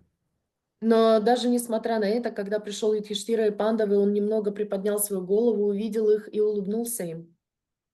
And he had some tears in his eyes because he loved them so much. И у него из глаз потекли слезы, потому что он любил их так сильно. Now finally he came to the point when he could openly express his feelings towards the Pandavas. И теперь он находился в том моменте, когда он открыто мог выражать свои любовные чувства по отношению к пандавам. Because you remember, one of his vows that he took among those 3 vows was that he will protect the throne of the Hastinapura. Потому что вы помните, что одна из тех 3 клятв, обетов, которые он на себя взял, включала в себя клятву о том, что он будет предан трону Хастинапура. So protecting the throne of Hastinapura, he had to remain impartial. And when he saw the atrocities that has been done towards the Pandavas, he could not be involved. And this was really painful for his heart. For all those 25 years that the Pandavas were growing in the Hastinapura, and all those atrocities were arranged and has been done by Duryodhana and Dhritarashtra. Итак, из-за своего обета, что он должен защищать трон Хастинапура, Бхишмадева должен был практически не участвовать и смотреть, как все эти трудности, неприятности, которые обрушивались на пандавов на протяжении тех 20-25 лет, когда они были в Хастинапуре, росли на его глазах, он не мог ничего с этим сделать. Когда Дурьодхана организовывал какие-то вещи, он просто был обязан стоять и наблюдать. Once Duryodhana asked Shakuni, so I want to kill the Pandavas, who could be a major obstacle on my way? И однажды Дурьодхана спросил Шакуни: я хочу убить пандавов, кто будет самым главным препятствием на этом пути? What would Dronacharya say to that? Что бы об этом сказал Дроначарья? And Shakuni said, Dronacharya will say nothing because we are paying him. И тогда Шакуни сказал: Дроначарья ничего не скажет, потому что мы ему платим. Then Kripacharya what would say? А Крипачарья что скажет? Same thing. Kripacharya is listening to Dronacharya, therefore he will not be involved. То же самое, Крипачарья, он слушает Дроначарью, поэтому он не вовлекется. Okay, then what about Bhishmadeva? What would Bhishmadeva do? Because he will definitely, through his spies, he'll find out what we are doing. И тогда что бы сказал Бхишмадева, потому что он очень благочестив, и благодаря своему благочестию он наверняка узнает, что мы замышляем. No, through his spies. Спайс? Через шпионов. Спай. Мгм. Через своих шпионов он узнает, что мы делаем.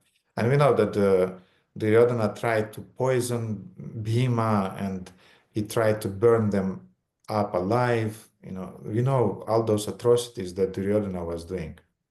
И мы помним, что Дурьодхана пытался отравить Бхишмадеву, убить пандавов, и все те злодеяния, которые он пытался совершить в отношении их. Да, но не Бхишмадева, а Бхиму. Бхиму. Бхима был, да, братом Пандава. Бхишма и Бхима разные 2 личности. So, he asked, what about Bhishmadeva to Shakuni? И он спросил у Шакуни: а что с Бхишмадевой? And Shakuni said, Bhishmadeva in his heart definitely is attached to the Pandavas more than to you. But he's following his vow and therefore he'll not be involved. Therefore, just do whatever you need to do. Бхишмадева в своем сердце привязан к пандавам гораздо больше, чем он привязан к тебе, но его клятва обяжет его не вовлекаться в эту ситуацию, поэтому он ничего не будет делать. And then who can be an obstacle for our plans and schemes and politics? Тогда кто может быть препятствием на пути наших злодеяний, козней и так далее? And Shakuni said, just one person, И Шакуни сказал: только один человек. Vidura. Видура. Vidura was the advisor of Dhritarashtra, his younger brother. Видура, который был советником Дритарашты и был его младшим братом. And we know what Duryodhana did with Vidura. He humiliated him and sent him away from the kingdom. И мы помним, что Дурьодана сделал с Видурой, и он его унизил и изгнал из царства. But Bhishmadeva have seen everything that Duryodhana was doing. А Бхишмадева, он видел все, что делает Дурьодана. But being conditioned by his vows, he could not be involved. Но, будучи ограниченным своей клятвой, он не мог ничего сделать. So now finally, on the bed of arrows, he could express his emotions openly. А теперь, только теперь, лежа на ложе из стрел, он мог открыто выражать свою любовь к пандавам. So his eyes were looking only at Yudhishthira, at Arjuna, Nakula, Sahadeva, and Bhima. He wasn't looking at anyone else, and Krishna, of course. But he wasn't looking at Duryodhana, at other fighters on the side of Duryodhana. He was ignoring them totally. И когда Бхишмадева лежал на этом ложе из стрел, его глаза были направлены только на Юдхиштиру, Арджуну, Накулу, Сахадеву, Биму, на Кришну, но он совершенно даже не смотрел на Дурьодану и тех воинов, которые находились на их стороне. Mhm. And with much love and affection, he started to speak with them. И с огромной любовью он обращался к ним. That my body is pierced with arrows and my head is bowing towards the ground, and I don't have the strength to lift it. Мое тело пронизано стрелами, и моя голова падает под тяжестью, у меня нет сил держать ее. Can somebody help me and give me a right pillow? Кто-нибудь может мне помочь и дать мне подходящую подушку? So Duryodhana quickly ran and he brought a nice soft silk pillow for Bhishmadeva. И тогда Дурьодана быстро подбежал и подложил красивую шелковую подушку под голову Бхишмадевы. But again, Bhishmadeva, he wasn't restraining his emotions anymore. Therefore, he had an expression on his face. He was totally disgusted. And he said, I don't need that type of pillow, you fool. Но Бхишмадева, мы помним, он теперь мог открыто выражать свои эмоции, будучи на смертном одре, и тогда его лицо исказилось в отвращении, и он сказал: «Мне не нужна такого рода подушка, ты дурак. You don't understand what I need. Ты не понимаешь, что мне нужно. Let Arjuna do it. Позволь Арджуне сделать это». So then Arjuna, he made a step towards Bhishmadeva. И тогда Арджуна сделал шаг к Бхишмадеве. And he took a few arrows and he shot them in such a way that those arrows created a kind of like stand. I don't know in English how to say it, but he could put his head on those arrows in a nice way. They were kind of like keeping his head.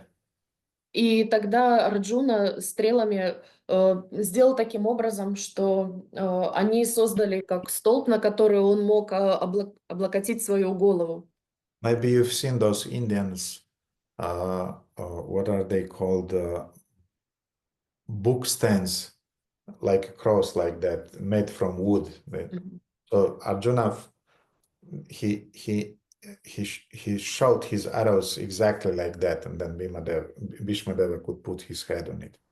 Возможно, вы видели такие индийские подставки для книг, сделанные из дерева, перекрещенные, и точно так же сделал Арджуна. Он по диагонали выстрелил в обе стороны, и тогда Бхишмадева мог положить голову на эти стрелы. So after accepting a pillow worthy of a warrior, Bhishmadeva was happy, but his mouth was dry, and he needed to drink some water. Therefore, he said, "And now, please bring me some water to drink." И когда Бхишмадева получил подушку, достойную великого воина, он был доволен, но его рот был иссушен жаждой, и тогда он сказал: «Принесите мне воды, чтобы я мог попить». And again, Duryodhana, he stepped forward, and he brought a golden glass of water, golden cup of nice, cold, fresh water to Bhishmadeva. И тогда Дурьодана снова выступил вперед, и он взял красивый золотой стакан, в котором была чистая прохладная вода. And Bhishmadeva again was disgusted, and he expressed it really openly now on his face that, you fool, I don't need that water. Но Бхишмадева снова выказал свое отвращение и сказал, ты дурак, мне не нужна такая вода. And he said, Arjuna, please give me some water. И он сказал: Арджуна, пожалуйста, поднеси мне воды. And again, Arjuna took his bow, and he shouted an arrow into the land, and the arrow pierced the land, and Ganga emerged from under the ground and started to drip her water right on the Bhishmadeva's face.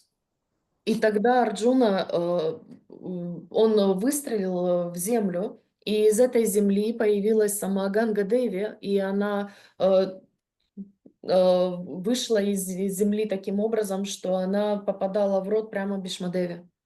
It's interesting that Bhishmadeva, he was the son of Ganga Devi. So it was a kind of like last contact with his mother in that way.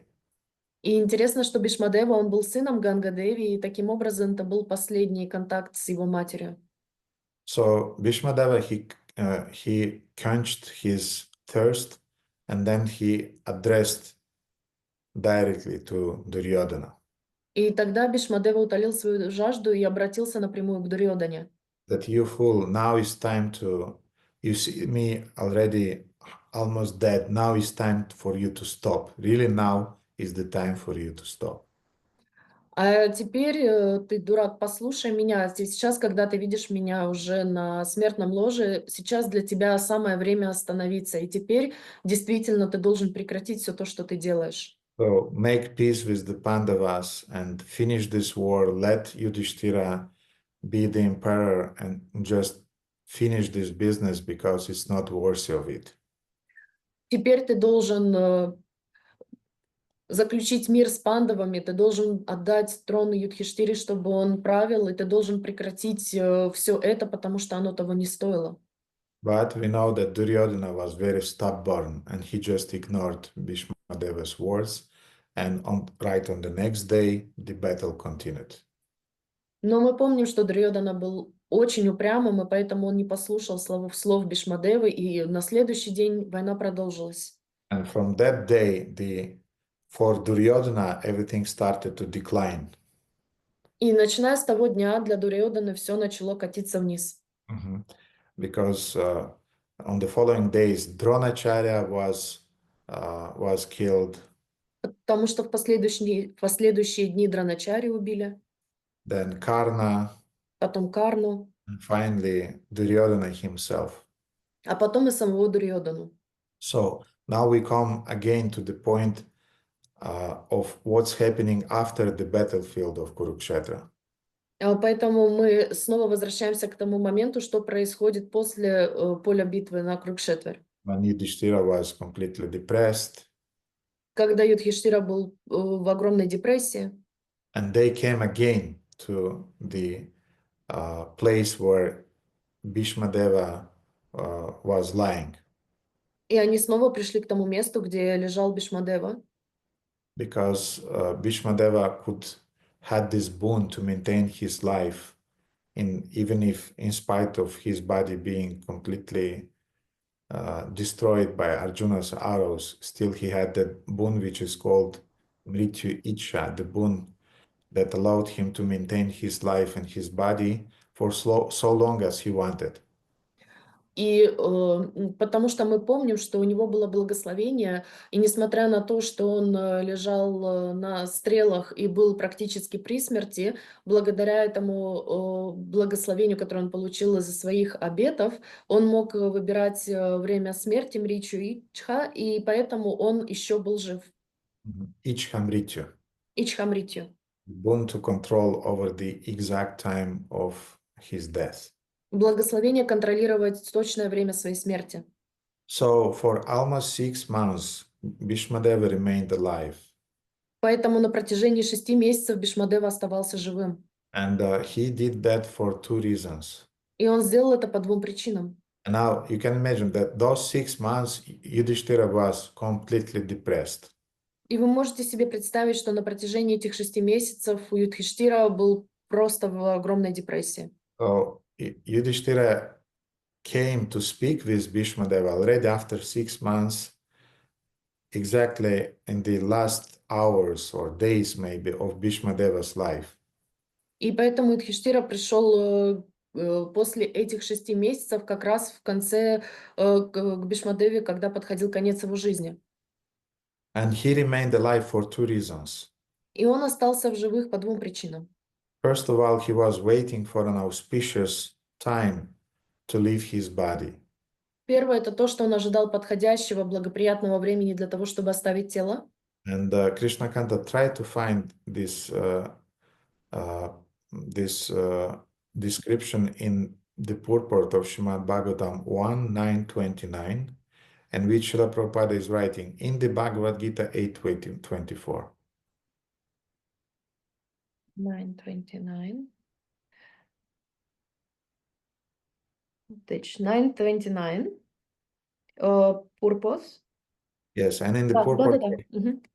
So Prabhupada is writing, in the Bhagavad Gita 8.24, it is said that self-realized souls who have exactly identified themselves with the interest of the Supreme Lord can generally leave the material body during the time of the fire god's effulgence and when the sun is in the northern horizon, and thus achieve the transcendental sky. В Бхагавад-гите 8.24 говорится, что осознавшие себя души, полностью отождествляющие свои интересы с интересами Верховного Господа, как правило, покидают материальное тело, когда распространяется сияние Бога огня и когда солнце движется по северному небосклону. Так они достигают трансцендентного неба. In the Vedas, these times are considered auspicious for quitting the body, and they are taken advantage of by the expert mystics who have perfected the system. Веды считают такое время благоприятным для оставления тела, и опытные мистики, достигшие совершенства в этой системе, пользуются его преимуществами. So that's exactly what Bhishmadeva was doing. He was waiting for a most auspicious time. И это именно то, что делал Бхишмадева. Он ожидал самого благоприятного времени. But the second hidden motive, what he was waiting for Krishna and the Pandavas. Но второй мотив, вторая причина, по которой он оставался жив, это то, что он ожидал Кришну и пандавов. And he was waiting exactly what is described in the 1.9.32 that we read today. И он ожидал именно того, что мы прочитали сегодня с вами в 1.9.32 сегодня. That by pure meditation, looking at Lord Krishna, he at once was freed from all material inauspiciousness and was relieved of all bodily pains caused by the arrow's wounds.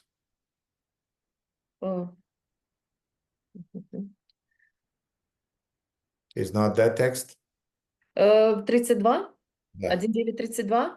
Да. By pure meditation, looking at Lord Shri Krishna, or maybe I confused the numbers. Да, наверное, медитируя на Господа Кришну, чистой медитацией, He at once was freed from all material inauspiciousness. он освободился в один миг от всей неблаготворной материальной природы. And he was relieved from all the pains created by the arrows. И он был освобожден от всех мук, причиненных ему стрелами. Thus, all the external activities of his senses at once stopped. И тогда вся его деятельность прекратилась.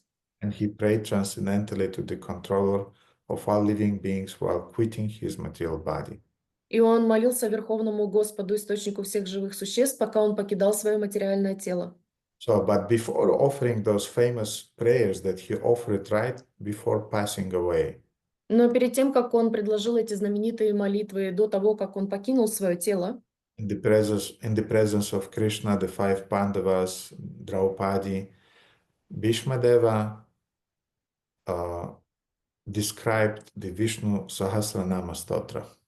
в присутствии Кришны, пандавов, Драупади, но перед этим Бхишмадева он описал Вишну Сахасранама. And Vishnu Sahasranama Stotra, this prayer is starts with following 6 questions that Yudhishthira asked Bhishmadeva.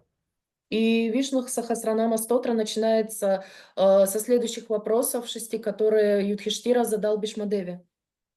We can see that Bhagavatam does not include everything because it's impossible to include everything in Bhagavatam. Therefore, here and there in different shastras, we can find other information about the talks that Bhishmadeva gave before passing away from this world. Мы видим, что в Бхагавад-гите не включено все в деталях, но это было бы и невозможно, поэтому то там, то здесь, в различных шастрах мы видим какие-то детали, и здесь есть описание того, что разговора Бхишмадева и Юдхиштира. Да, но не в Бхагавад-гите, а в Шримад Бхагаватам. Шримад Бхагават. So those 6 questions that Yudhishthira asked Bhishmadeva were the following. Итак, те 6 вопросов, которые Юдхиштира задал Бхишмадеве, были следующими. Who is the greatest Lord, Daivatam, in the world? Кто самый великий Господь Дайватам в мире? The second question. Второй вопрос. Who is the one, Ekam, refuge, Parayanam of all? Кто является единым, эком, прибежищем, параяном для всех? The third one, by glorifying whom can man reach the auspiciousness? Третий вопрос. Прославляя кого человек может достичь благоприятствования? The fourth one, by worshipping whom can a man reach peace and prosperity? Четвертый. Поклоняясь кому человек может достичь мира и процветания? And now remember that Yudhishthira was confused about dharma and he's asking directly, what is it in thy opinion the greatest dharma? И мы помним, что Юдхиштира находился в полном недоумении в этот момент по поводу того, что является настоящей дхармой, и поэтому он спрашивает, что, по его мнению, является величайшей дхармой. And the sixth, the last one, very important question. И шестой, последний, очень важный вопрос. By doing japa of what can creatures go beyond the bonds of samsara? Занимаясь джапой чего, существа могут выйти из оков самсары. And Bhishma began to answer Yudhishthira's questions by stating, И Бхишмадева начал отвечать на вопросы Юдхиштиры следующими словами. and I'll read some series of verses. I want you, all devotees, please listen to them because they're very beautiful and very interesting. Я буду их цитировать, и я хочу, чтобы преданные были очень внимательны, потому что они очень важны. So, in answer to those 6 questions, Bhishmadeva is saying, Итак, отвечая на эти 6 вопросов, Бхишмадева говорит: Shri Bhishma Uvacha Jagat Prabhum Deva Devatmanatman Purushottamam Stuvana Masahasrena Purusha Satothita. The Supreme Person, Purusha, who is always awake and works for the welfare of all, the Lord of the universe, the God of gods, and the limitless Supreme Being is Shri Maha Vishnu. Верховная личность Пуруша, которая всегда бодрствует и действует на благо всех, владыка Вселенной, Бог богов и безграничное высшее существо — это Шри Махавишну. Tameva charachanitam bhaktya. We have to engage in worshipping him with devotion, meditation upon him, glorifying him, offering obeisances, and adoring him. Мы должны поклоняться Ему с преданностью, медитировать на Него, прославлять Его, выражать Ему покорность и преклоняться перед Ним. Now you remember Yudhishthira asked also about what is dharma. И мы помним также, Юдхиштира спросил, что является величайшей дхармой. And Bhishmadeva is answering. И Бхишмадева отвечает: Anadinidanam Vishnum Sarvaloka Maheshwaram Lokadyasham Stuvanitam Sarvadukotito Bhavet. The highest religion, dharma, is the worship of Lord Vishnu, who has no beginning, Anadi, and no end, Nidanam, and who is the supreme Lord of the world. Высшая религия Дхарма — это поклонение Господу Вишну, у которого нет начала, Ананди, и конца, Нидханам, и который является Верховным Господом мира. And Yudhishthira also asked about the process of japa. Japa means meditation, on whom we should meditate, on whose names we should meditate during our japa meditation daily. И Юдхиштира также спросил о джапе, о медитации, на кого, на чье имя мы должны медитировать для того, чтобы выйти из оков самсары. And Bhishmadeva is answering, those wise persons who daily chant his Sahasranama and glorify him by doing japa will attain liberation from the cycle of birth and death and will overcome all sorrows. И Бхишмадева отвечает, те мудрые люди, которые ежедневно воспевают его шастранаму и прославляют его, совершая джапу, достигнут освобождения от круговорота рождения и смерти, самсары, и преодолеют все горести. Now to make things even more clear, Bhishmadeva is saying, А сейчас для того, чтобы прояснить вещи еще больше, Бхишмадева говорит, Pavitranam pavitrayo mangalanam cha mangalam. Lord Krishna is the most purifying of purifiers. The power of the Ganges and other places of purification to remove sinful reactions come from him. Господь Кришна, самый очищающий всех очистителей, от него исходит сила Ганги и других мест очищения для устранения греховных реакций. He is the most auspicious of all auspicious personalities, and he gives Ganesha and others the power to remove obstacles. Он самое благоприятное из всех благоприятных личностей, и он наделяет Ганешу и других силой устранять препятствия. From whom all beings originate in the beginning of the first yuga, and in whom they merge again at the end of the yuga. От которого все существа происходят в начале первой юги, и в которого они вновь сливаются в конце юги. And so this was the answer to those 6 questions. Итак, это был ответ на эти 6 вопросов.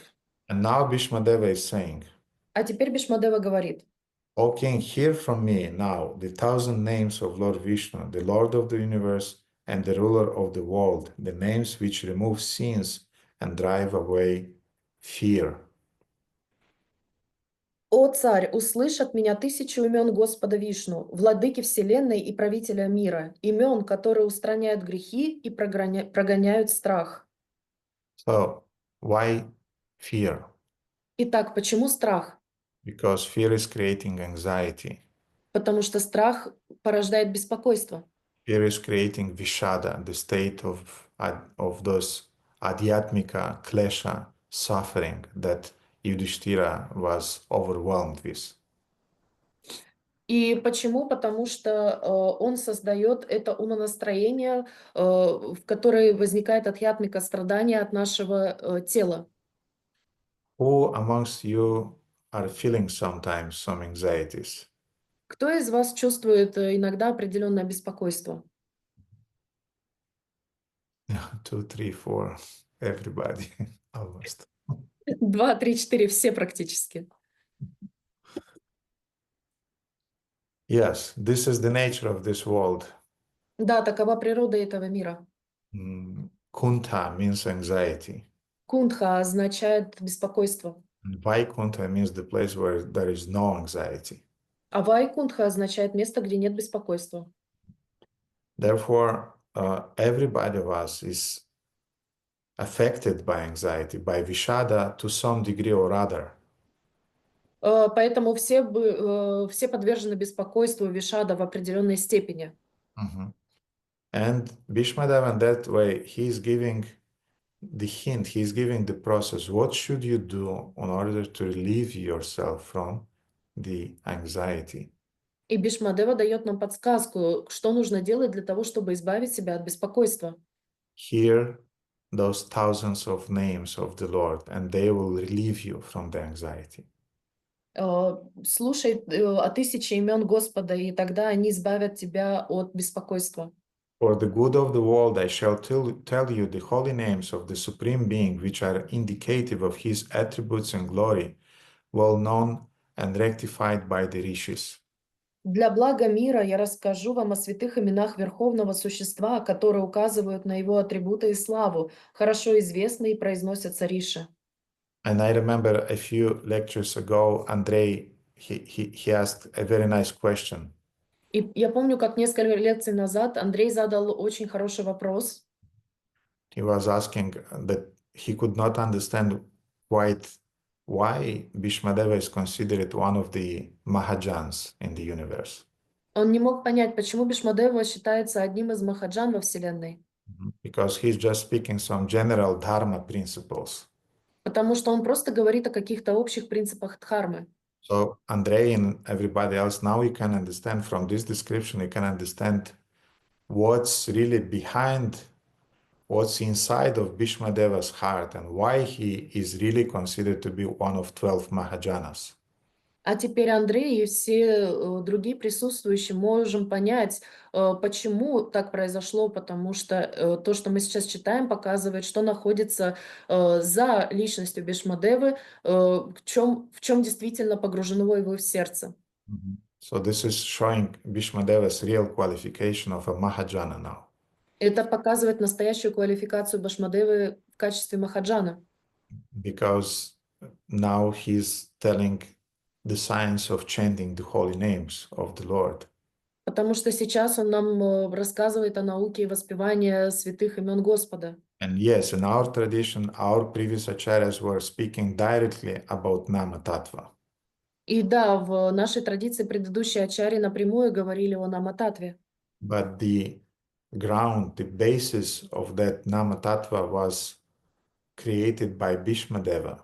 Но основание, базис это Намататвы был организован Бхишмадевой.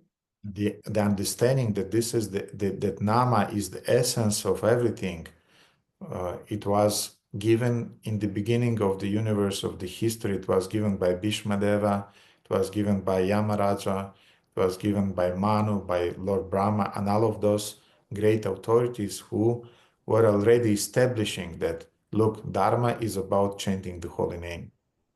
И это нама, раскрытие намы, имени как сути, было установлено в самом начале происхождения времен такими личностями, как Бхишмадева, Ямараджа, мудрец Ману и Господь Брахма. И все они дали основание того, что нама является сутью, и тогда из этого происходит сама дхарма. So now, Bhishmadeva is saying a very interesting thing, and please be attentive. А сейчас Бхишмадева говорит очень важную вещь, поэтому будьте очень внимательны. Every mantra, every stotra Каждая мантра, каждая стотра should have some descriptions regarding a few important things. должна сопровождаться описаниями определенных важных вещей. And in the 20th verse of Vishnu Sahasranama, he is describing those things regarding the Vishnu Sahasranama. И в 20 стихе Вишну Сахасранама он описывает эти важные вещи Вишну Сахасранамы. The great Vedavyasa is the seer of these 1000 names of Vishnu. Великий Ведавьяса, провидец этих 1000 имен Вишну. The meter is the Anushtup. Метр Ануштуп. The presiding deity is Lord Krishna, the son of Devaki. Председательствуя божество — это Господь Кришна, сын Деваки. Now, he's saying the seer of these 1000 names, or the sage through whom the mantra was manifested into this world, is Vedavyasa. Итак, он говорит провидец или святой, через которого проявилась в этом материальном мире эта мантра, это великий Ведавьяса. So each mantra has a sage who manifested that mantra. Итак, у каждой мантры есть святой, через которого проявилась эта мантра. Now, please tell me, because I'm not sure, who is the sage through which Hare Krishna Mahamantra was revealed into this world? А теперь подскажите мне, потому что я не уверен, через какого святого проявилась Харе Кришна Махамантра в этом мире. Who is the Rishi which manifested the Hare Krishna Mahamantra? Кто был Риши, через которого проявилась Харе Кришна Махамантра? So we have 2 hands, that's already good. Итак, у нас 2 руки, это уже хорошо. Let me see who else have the courage to say. Дайте посмотреть еще, у кого есть храбрость высказаться. Margarita.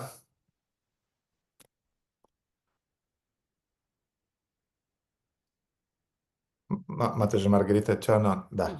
Да. Харе Кришна, доброе утро. Я думаю, что это Господь Чайтанья. Lord Chaitanya, okay. This answer is simultaneously correct and wrong. Этот ответ одновременно и правильный, и неправильный. And I'll explain, but first I want to hear other versions. И Who я is, объясню, но я сначала хочу другие версии послушать. who is the sage who manifested Hare Krishna mantra? Кто этот святой, который проявил Харе Кришна Махамантру? Baldev, I know that you know the answer, but I want others to.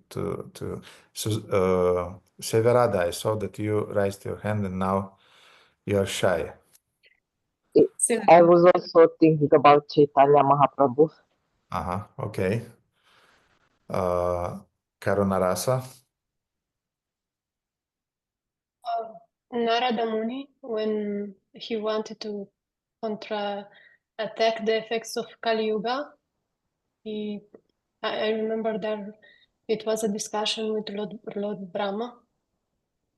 So, Нарада Муни, который хотел противостоять Кали-юге, ее последствиям. Я помню, что там был разговор с Господом Брамой. and where this talk is included in? И где включен этот диалог? The place, the book, Место? or Which book is that? В какой книге? You don't remember. Ты не помнишь. Okay. Good. But I want to hear other answers too, just to complete. Any other opinions? Есть другие мнения какие-то? Андрей? Харе Кришна, дорогой Гурудев, дорогие преданные, примите поклоны. Ну, несомненно, Шрила Прабхупада, он как последний ачарья, ближе к нам по времени. Шрила Прабхупада, he is closest to us and our last acharya. Yes, of course. Да, само собой. Okay, Baladeva, please tell the absolute truth in this regard. Пожалуйста, Баладева, скажи нам абсолютную истину касательно этого. So it's Lord Brahma, and I think it's in Brahma Naradiya Purana or something like that. Is the Brihan Naradiya Purana. But Brihan Naradiya Purana. yeah, but before Brihan Naradiya Purana, it was said in another book about which Karunarasa was trying to remember the name but could not find it. Now seems to be that she remembers. Yes, Karunarasa. something like Kali Upanishad, or I don't remember. Okay, it's already good, but it's not Kali Upanishad, it's Kali something Upanishad. Some. Santarana. Yes, not Kali Santarana. Sabji Upanishad, it's Kali Santarana Upanishad. Yes. Yes. So the first classical reference is Kali Santarana Upanishad, a classical Vedic text. Итак, Баладева сказал, что это сказал Господь Брахма в Брихам Нарадия Пурана, но Гурудев спросил до Брихам Нарадия Пурана, где это было еще сказано. Карунараса про эту книгу говорила, но она не помнила точно. Итак, Кали Сантарана Упанишад — это место, где упоминается об этом. And there Narada Muni is coming to Lord Brahma, to his father, and he is asking, please, Father, tell me how people in Kali Yuga can be liberated. И тогда Господь Брахма приходит к своему отцу и спрашивает: скажи мне, отец, как люди в Кали-югу могут быть освобождены? And Lord Brahma then is replying, И тогда Господь Брахма отвечает: Itisha dakshakam nam nam kali kalmasha nashanam natak parataran nanyat kinchidasti. I don't remember the last. I mixed a little bit some verses, but Itisha dashakam nam nam kali kalmasha nashanam. This is the first part. And he's saying that in Kali Yuga, people can be liberated by chanting those 16 names contained in the Hare Krishna Mahamantra. And he's giving the whole mantra there in the Kali Santarana Upanishad. Итак, в этом стихе говорится, что можно воспевать эти 16 имен Господа, которые содержатся в Харе Кришне Махамантру, и он эту Махамантру там полностью нам дает, где это было описано в Кали Сантарана Упанишат. So the first thing we should know about any mantra is who is the sage who manifests the mantra. Итак, первое, что мы должны знать о любой мантре, это кто является тем святым, который проявил эту мантру. And Brahma Gayatri also was manifested by Lord Brahma. И Брахма, что было проявлено также Господом Брамой. Brahma Gayatri. Гаятри. And then we have the meter in which it is chanted. И также у нас есть Размер. размер, как она должна воспеваться. Chintamani prakara sadma sukalpa vriksha. This is the meter. Ага. Это ритм, размер. So, yeah, there are different meters that have different names. И так существуют различные ритмы или размеры, у которых есть различные названия. And unfortunately, I wasn't born in the Brahminical family to tell you all those meters and difference between them, but theoretically I know that there are different meters, different melodies of chanting those mantras. И, к сожалению, я не был рожден в браманической семье, чтобы с точностью детально вам рассказать, каковы эти размеры, метры, с которыми нужно воспевать мантру, но я точно знаю теоретически, что они есть. Om Bhurбhuva Swaha Tat Savitur Varenyam Bhargo Devasya Dhimahi Dhiyo Yona Prachodayade. So this is also, I think this is also Anuštubh meter. Ага. Итак, я думаю, что это как раз метр Ануштуб, который называется. And now the third very important element that you should know about the mantra that you are chanting. И теперь третий элемент, который вы должны знать о мантре, которую вы воспеваете, Is the presiding deity. это покровительствующее божество, Ishtadevata. Of the Иштадевата. So to whom you are addressing. Итак, к кому вы обращаетесь? And to whom we are addressing in the Hare Krishna Mahamantra. И к кому мы обращаемся в Харе Кришне Махамантре? We have three names there. We have the name Hare, the name Rama, and the name Krishna. To whom we are addressing them. И у нас там есть три имени, к которым мы обращаемся. Хари, Рама и Кришна. К кому из них мы обращаемся? Are we addressing to three deities, to three Ishtadevatas, or just to one? Мы обращаемся к трем божествам, к трем Иштадеватам или только к одному? Any opinion on that by the sages? Есть какие-то мнения по этому поводу у святых? Whom we are addressing when we are chanting Hare Krishna mantra? К кому мы обращаемся, когда мы воспеваем Харе Кришну Махамантру? Or maybe we are not addressing anybody. We are just listening. We are just hearing. We are just attentive. Или мы просто не воспеваем, мы просто слушаем, мы внимательны, мы сконцентрированы. Мы не обращаемся никому. We are not addressing anybody. Okay, Severada. We are addressing the Radharani's energy through Hare because we need introduction to Krishna. That's what I remembered. Yeah, but please tell me to whom you are addressing during the Hare Krishna mantra. To Hare, to Radharani. You Shrimati Radharani. Okay, very good. Итак, обращаемся к Шримати Радарани, хорошо. Радаканта. Харе Кришна, Гурудев. Ну, лично я обращаюсь к Шримати Радхарани и к Кришне, то есть они у меня в образе вместе. Но я слышала, что вообще в идеале мы должны обращаться даже не к ним лично, а к их отношению, к их любви. Вот такой момент. Okay. I'm addressing to both Krishna and Shrimati Radharani because I see them as together, but I heard that we also should not address them, but to their state that they have.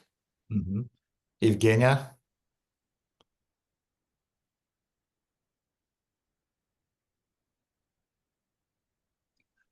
Я обращаюсь к Шримати Радхарани, чтобы она заняла меня преданным служением Кришне. Okay. To Srimati Radharani, so she involved me in devotional service. Andrei.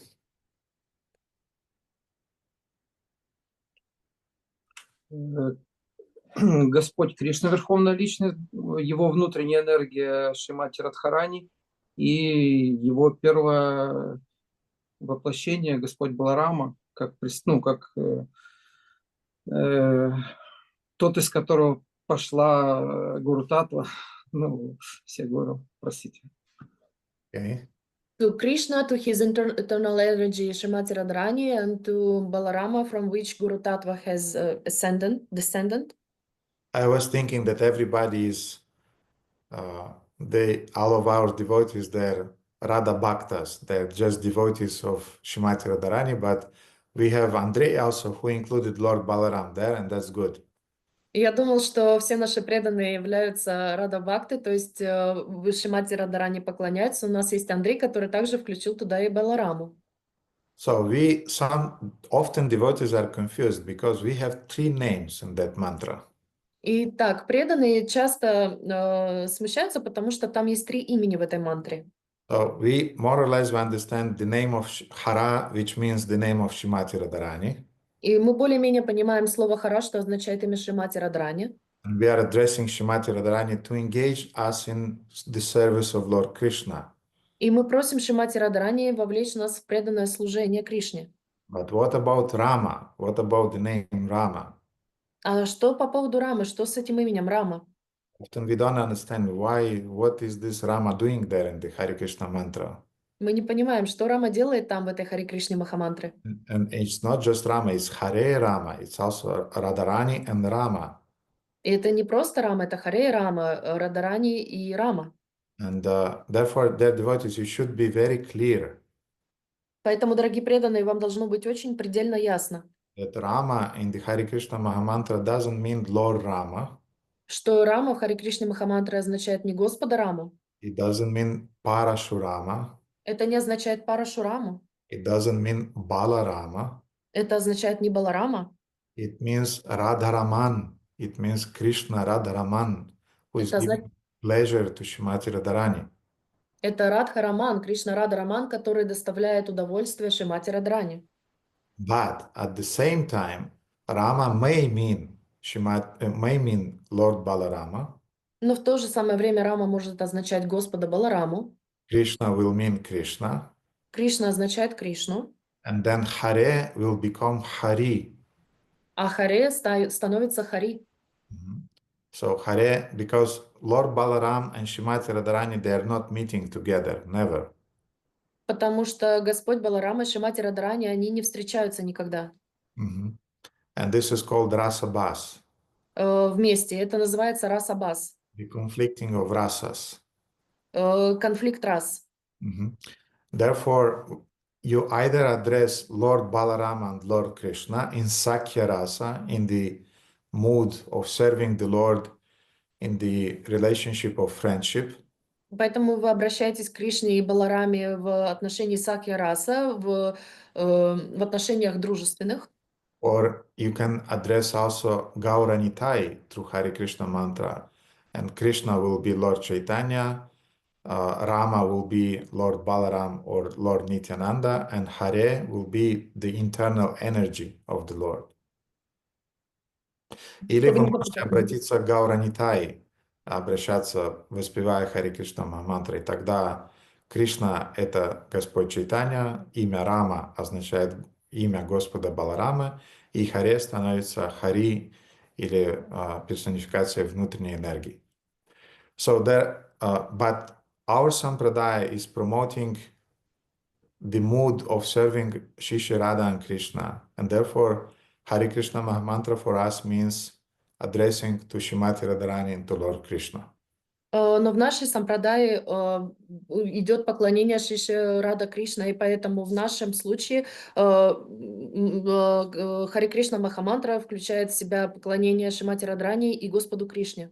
Because Ramanandis in Ramanuja Sampradaya, they also chant Hare Krishna mantra, but for them, Krishna is Krishna and Rama. These are just the names of Lord Ramachandra, and Hare is the name of Sita Devi.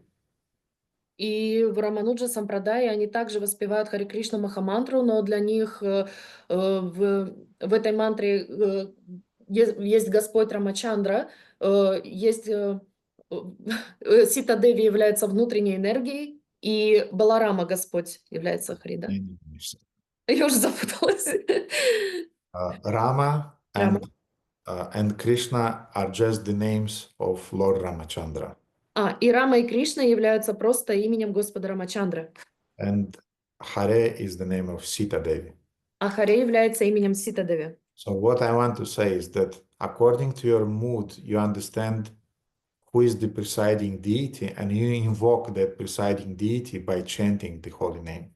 Что я хочу всем этим сказать, что в зависимости от вашего умонастроения вы покровительствующее божество видите определенным образом, и того, кому вы поклоняетесь, того вы видите в этой мантре.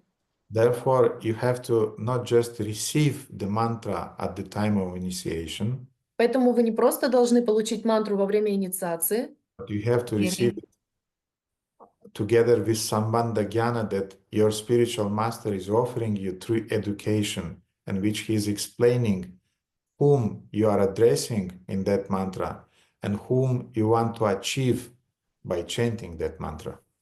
но во время инициации вы получаете также знания от своего духовного учителя, к кому вы обращаетесь, когда вы воспеваете эту мантру, и чего вы хотите достичь, когда вы эту мантру воспеваете.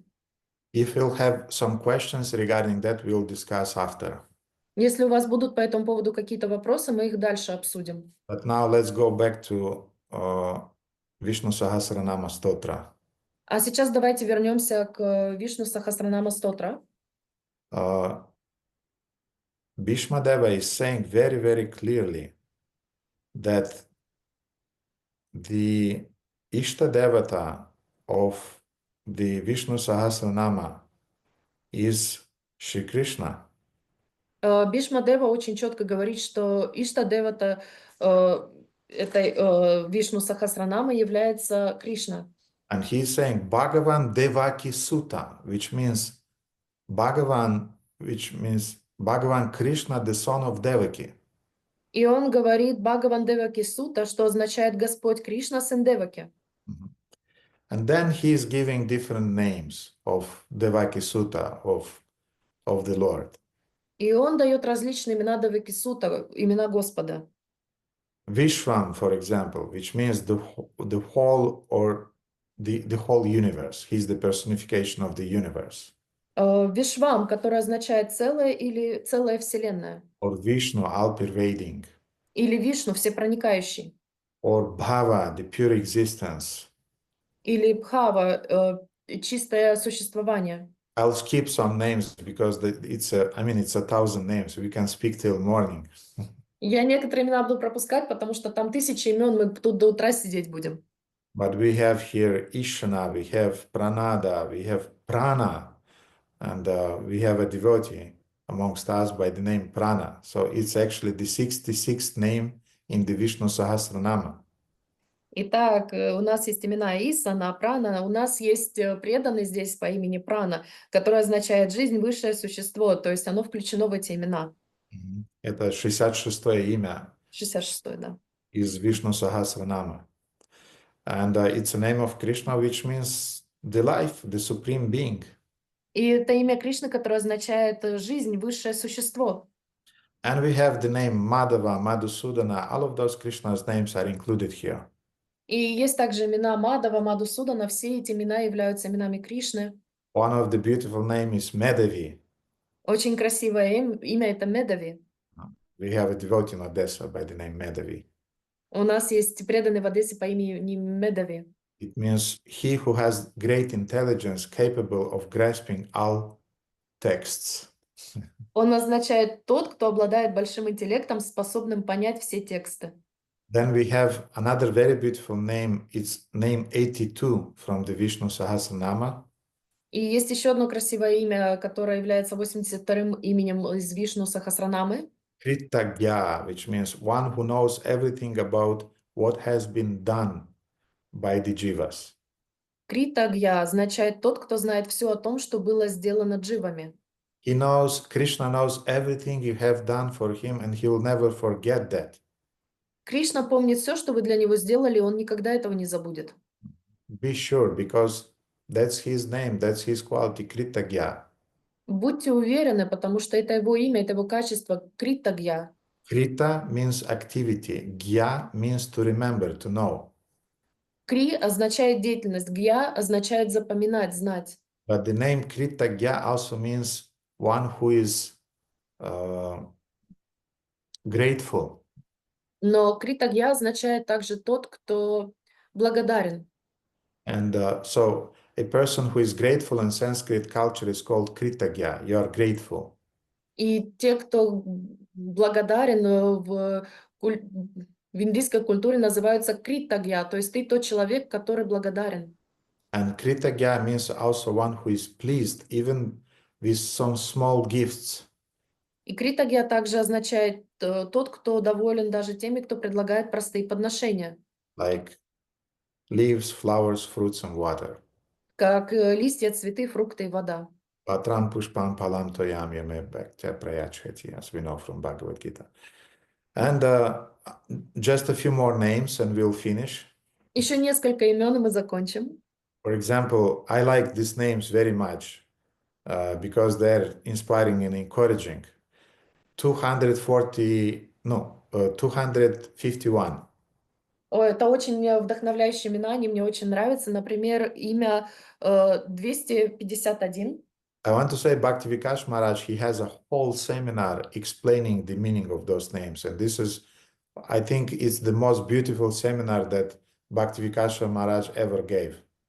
У Бхакти-Викаша Махараджа есть целая лекция, которая посвящена именам Верховного Господа, и я считаю, что это одна из самых замечательных лекций.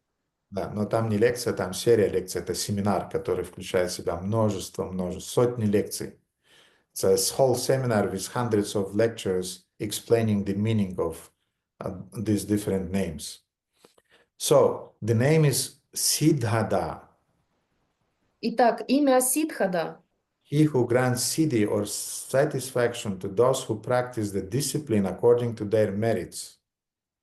Тот, кто дарует ситхи или удовлетворение тем, кто практикует дисциплину в соответствии с их заслугами. So, you practice discipline, which is called sadhana. Итак, вы практикуете дисциплину, которая называется садхана, And you receive siddhi, и вы получаете ситхи, which means perfection. которое означает совершенство. And the Lord is Siddhada. He is giving you that perfection. И Господь является Сидада, тот, кто дает вам совершенство According to your merits. в соответствии с вашими заслугами. If you are serious in your sadhana, the Lord Siddhada will give you the results of your sadhana. Если вы серьезны в своей садане, Господь Сидада, Он вам даст эти ситхи в соответствии с вашей саданой. He's not obliged. Он не обязан, He may not give you. может быть, и не даст вам их. But usually he is giving because he is merciful. He is Kritagya. Но обычно Он вам их дает, потому что Он милостив, потому что Он критагья. And because he is also Siddhi Sadhana. И еще потому, что Он сидит садана. And this is the 253rd name. И это 253-е имя. One who brings perfection in sadhana. Тот, кто достигает совершенства в садане. Тот, кто приносит тебе совершенство садханы. Brings. So in other words, he is helping you to attain perfection in sadhana. Другими словами, Он помогает вам достигнуть совершенности в садане. And this name for me is wow. So he is not just giving, so you have to follow 4 regulative principles, 16 rounds, you have to obey and do your sadhana. And maybe I'll give you perfection, maybe not, I don't know. Но это мне очень нравится, потому что здесь Он не говорит вам: все, вы должны воспевать 16 кругов, ты должен строго следовать 4 регулирующих принципам, ты должен выполнять свои обязанности, а потом я еще подумаю, дам я тебе что-то взамен или не дам. No, he is Siddhi Sadhana, he is helping you, he is inspiring you, he is giving you strength to follow your sadhana, which will bring Siddhi results. Нет, Он Сидди Садана, тот, который помогает тебе, укрепляет твою веру, продвигает тебя, дает тебе силы совершить свою садану, и потом тебе еще дает за это сиды. So after explaining all those 1008 names, Итак, после объяснения всех этих 1008 имен, at the end of this stotra, Bhishmadeva was offering a palshruti, which means a blessings resulting from the chanting of this hymn. в конце Бхишмадева дает Бхал Шрути, то есть благословение, получаемое в результате воспевания этого гимна. And he is saying, И он говорит: Bhishma vacha itiditam kirtanasya keshavasya mahatmana namnam sahasram divyanama shishana prakirtitam. Bhishma said, thus I told you all the holy 1000 names of Keshava, who is great. Бишма сказал: так я рассказал тебе обо всех святых тысячах имен Кешавы, который велик. He who hears the stotra daily and whoever recites it shall not attain any evil, he shall be protected in his world and in the next. Тот, кто ежедневно слушает эту стотру и произносит ее, не достигнет никакого зла, он будет защищен в этом мире и в следующем. Na bhayam kvachidapanoti viryam. He'll be free from all fears and be endowed with great courage and energy, and he'll be free from diseases. Он будет свободен от всех страхов, наделен великим мужеством и энергией и будет свободен от болезней. And again, don't forget the context in which Vishnu Sahasranama was said to Yudhishthira. Итак, и еще не забывайте контекст, в котором Вишну Сахасранама было рассказано Юдхиштире. He was fearful, he was in anxiety. Он был полон страха и беспокойства. Therefore, Bhishmadeva gave him those holy names and said, chant those holy names and they'll free you from fears and anxiety. И тогда Бхишмадева сказал: воспевай эти святые имена Господа, и они избавят тебя от страха и беспокойства. Besides that, you'll be free from different diseases. Помимо этого, ты будешь свободен от болезней. And besides that, И помимо этого, beauty of form, strength of body and mind, and virtuous character will be natural to him. красота форм, сила тела и ума, а также добродетельный характер будут естественны для него. Это продолжение. Strength of body and mind. Сила тела и ума. Sometimes we are coming, Gurudev, my mind is wandering, I cannot control my mind, what to do? Иногда мы приходим и говорим: Гурудев, мой ум беспокоен, я не могу ни на чем сосредоточиться, что мне делать? You chant the holy name, and that's how you strengthen your mind. Воспевай святое имя, и таким образом ты укрепляешь свой ум. Simple. Просто.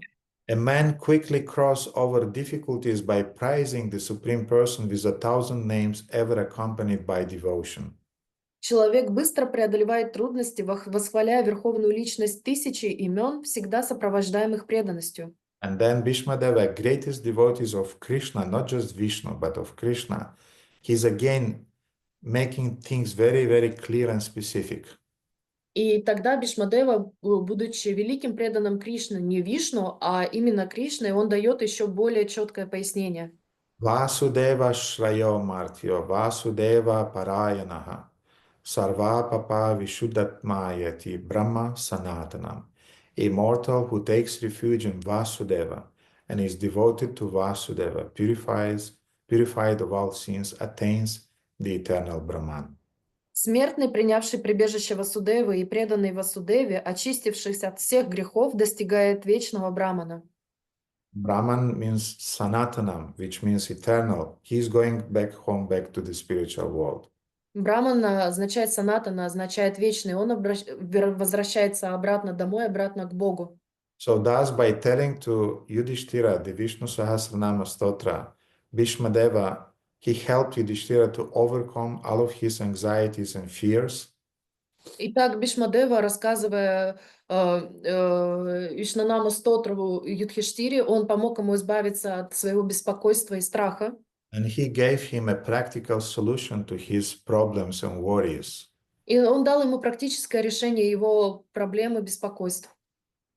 A solution that further Yudhishthira can transmit to his citizens after becoming the emperor and ruling the whole world.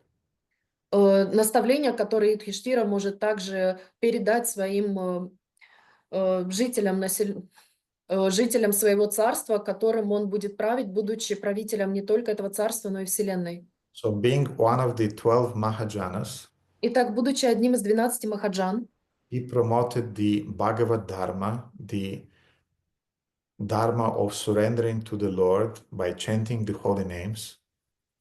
он пропагандировал Бхагавад-дхарму, дхарму поклонения Верховному Господу, воспевая святые имена. Then this Dharma was again revived and promoted by Lord Chaitanya.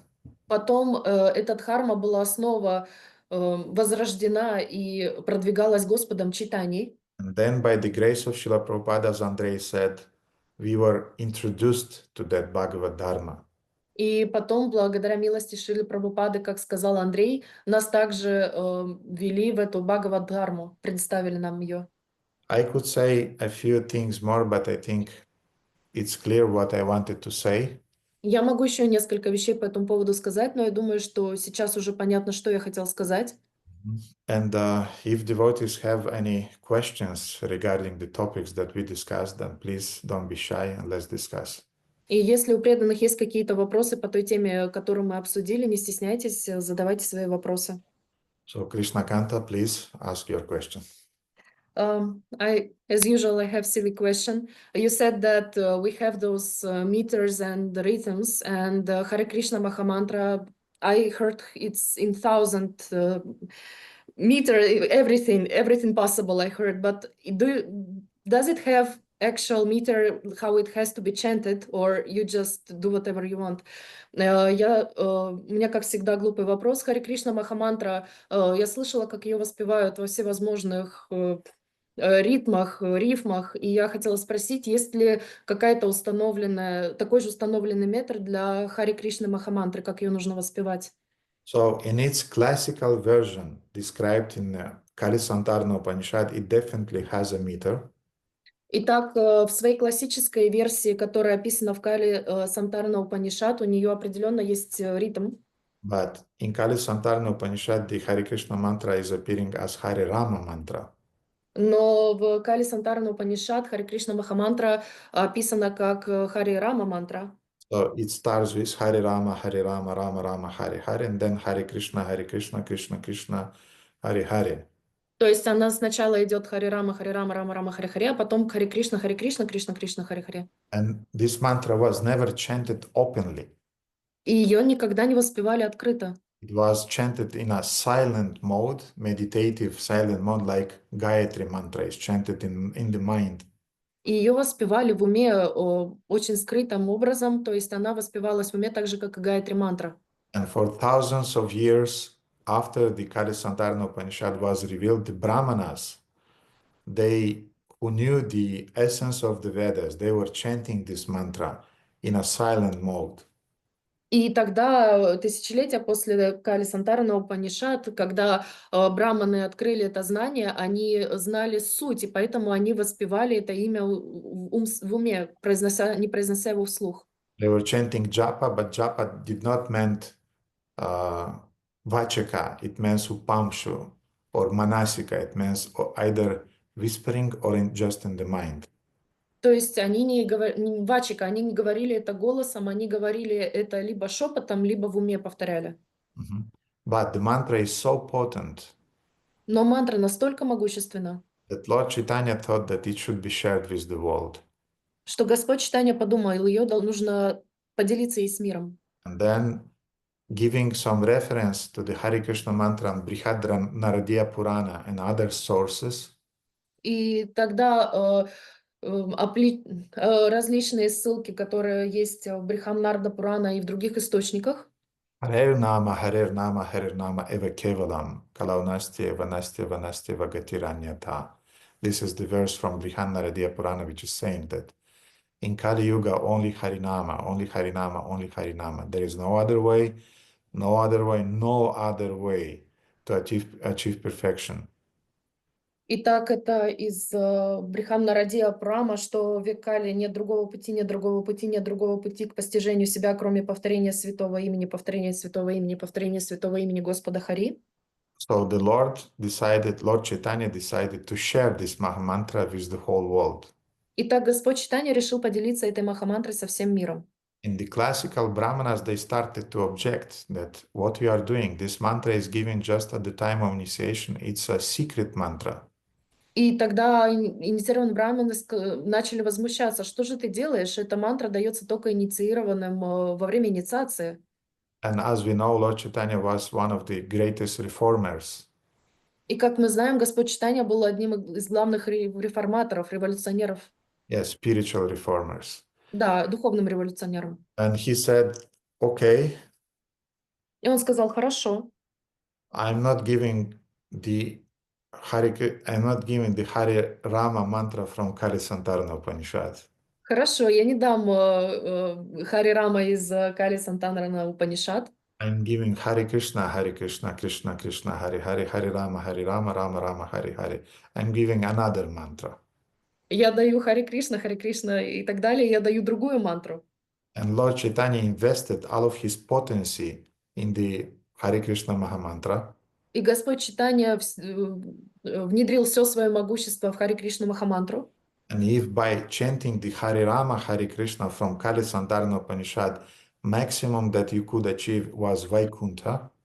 И если, воспевая Хари Рама Махамантру, которая указана в Кали Сантарана Упанишад, вы могли достигнуть Вайкунтхи, then by chanting Hare Krishna mantra that we received from Lord Chaitanya, we can achieve Vraja Bhakti in Vrindavana in the service of Radha and Krishna in the mood of Vrindavana. а воспевая Хари Кришну Махамантру, которую дал нам Господь Чайтанья, мы можем достигнуть Враджа Бхакта во Вриндаване, служа Радхи и Кришне. So this is the difference between Hare Krishna mantra of Lord Chaitanya and Hare Krishna mantra contained in Kali Santarana Upanishad. Поэтому такова разница между Хари Кришна Махамантрой, которую нам дал Господь Чайтанья, и Хари Рама, которая есть в Кали Сантарана Упанишад. Lord Chaitanya, he made things very specific regarding Hare Krishna Mahamantra, and he is describing that in the second verse of Shikshashtaka.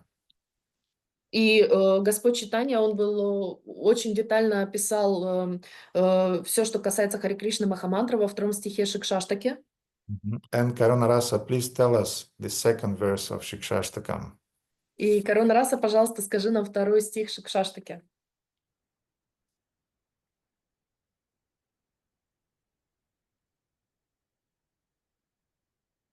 Just turn the microphone because it's off. Но включи микрофон. I was in translator, so Anam nama kari bakuda nija sarva shakti tatar pitani amita smaranena kalaha Etadrishi etra drishti tava kripa bhagavat mamapi durdai drishami fa iha janina anuragaha. Yes, Etadrishi Tavakripa, by your grace, Так, по твоей милости, means by the grace of the Lord. Lord по Chaitanya, милости Господа. you invested all of your Nija Sarva Shaktis, all of your Shaktis you invested in your holy names. Господь Чайтанья, ты вместил всю свою шакти, всю свою энергию в это святое имя. But Durdaivam, which means because of my unfortune, I don't feel any taste for them. Но из-за своей дурдавы, из-за своей я настолько неудачлив, что у меня нет никакого вкуса к этому имени. And I'm twice very unfortunate. Why? И я дважды неудачлив. Почему? Because Nam Namakari Bahuda, there are no rules and regulations for chanting this mantra, these names. Потому что нет определенных правил и регуляций для воспевания этого имени. So it's very easy. No Anushtub meters, nothing, no morning, evening, nothing. You just chant it whenever you have time. Just chant it.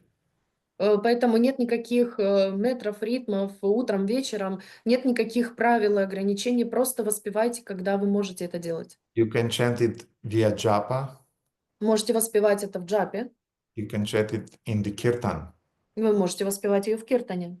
Nam namakari bahutani ja sarvashaktis tatrarpita niyamita smarani nakala. Whenever you have time, no niyama, no forbidden rules and regulations, things like that. Nothing. Whenever you have time, just do it. Никакой не ямы, никаких ограничивающих принципов и регулирующих. Просто делайте. Наоборот, ауд. Харе Кришна.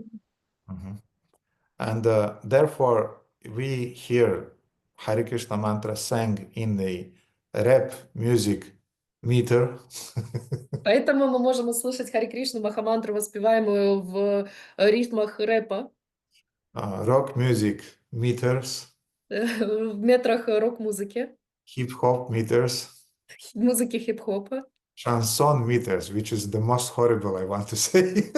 в метрах шансона, что самое ужасное, что я слышал, хочу вам сказать. And Romanian devotees, you don't know what is that, but it's the same horrible music as you have here, manele. It's the same thing. И румынские преданные не знают, но это такая же ужасная музыка, которая есть здесь у вас в Румынии, она называется манеле. Oh, it's so so you can use any melodies, anything you can use, and the Mahamantra will have its potency. И поэтому вы можете использовать любой ритм, любую музыку, которую вы хотите, и у нее также будет сохраняться могущество. But if you want really to sing it with love and devotion, Но если вы по-настоящему хотите воспевать ее с любовью и преданностью, then please learn to sing it in the classical tunes that we received from Shri Guru Parampara. пожалуйста, воспевайте ее в классических мелодиях, которые мы получили по Шри Гуру Парампаре. And if the musical science is too far from you, И если далека от вас наука музыки, then at least you should know one tune, one melody is the classical tune that Srila Prabhupada sang it when he introduced the kirtan in USA, in New York in 66-65. и тогда вы должны знать хотя бы одну, ту классическую мелодию, которую дал нам Шрила Прабхупада тогда в Нью-Йорке в 65 году. Hare Krishna, Krishna Krishna, Hare Hare. Hare Rama, Rama Rama, Hare Hare. This is the perfect anushtup, perfect meter, don't worry. Это идеальный аnuштуп, идеальный метр, не беспокойтесь. In 91, when I received a cassette with this recording of Srila Prabhupada, В 91 году, когда я получил кассетную запись с этой мелодией Шрилы Прабхупады, I came home and I had a cassettophone. I had a cassette player, big one. в 91 году у меня был кассетный плеер, магнитофон. Magnetophone, да. And I put it on my pillow. Я поставила его на свою подушку. So when I started to play it, I was completely mesmerized by it. Когда я нажал играть, я был полностью очарован этой мелодией. And it carried me away. I don't know. I felt so many emotions. I did not know. I did not understand anything, but I just felt this is it. Она столько эмоций во мне вызвала, я не понимал, что происходит, но я понял, это оно. And I put it on my pillow. Я положила его на свою подушку. And I put my left ear on the diffusor, cum se spune, Vladev, on the Speaker. Speaker, yes. И я приложился ухом к колонке. I did not make it too loud, but it was quite loud. Я не слишком громко ее сделала, но было достаточно громко. I was lying and just listening it again and again and again. И я просто лежал и слушал ее снова, снова и снова. And it was enough loud that my father heard it from his room. И это было достаточно сильно, и мой отец услышал это из соседней комнаты. So he very shyly entered my room. Поэтому он очень скромно, стесняясь, заглянул в мою комнату. He opened the door. Открыл дверь. And usually my father was completely detached from me. He never cared about what I'm doing, what I'm not doing. I mean, he was a kind of like, I'm giving you some advice when you need that. Otherwise, you are a grown-up man. Do whatever you want. И обычно мой отец, он не вмешивался. Он был совершенно отрешен, что я делаю, как я делаю. Он считал, что я взрослый молодой мужчина. Если ты спрашиваешь моих советов, я могу тебе их дать. Если нет, то ты делаешь то, что ты считаешь нужным. But that time my father became curious to see what is he doing there. Но именно в тот момент мой отец был любопытен посмотреть, что же я там делаю. He opened the door of my room. Он открыл дверь в мою комнату. He saw me lying on the bed with my ear on the Speaker. speaker. Yeah. И он увидел меня лежащим на подушке, прижатой к уху к колонке. And he stayed there for a few seconds. They were very long seconds. I remember this feeling now. И он простоял там несколько секунд. Это были очень долгие несколько секунд. Я сейчас помню это чувство. And our eyes met. И наши глаза встретились. And I remember that my father looked at me. Я помню, что мой отец посмотрел на меня. He made a gesture that you are gone now. И он сделал такой жест, типа, ну все, с тобой все понятно. So I've lost you now. Now I definitely lost you. Теперь ты потерян, я тебя потерял. And then she just closed the door. И он тогда просто закрыл дверь. And they continued listening. А я продолжил слушать. And then I opened Bhagavad Gita and started reading. А потом я открыл Бхагавад-гиту и начал читать.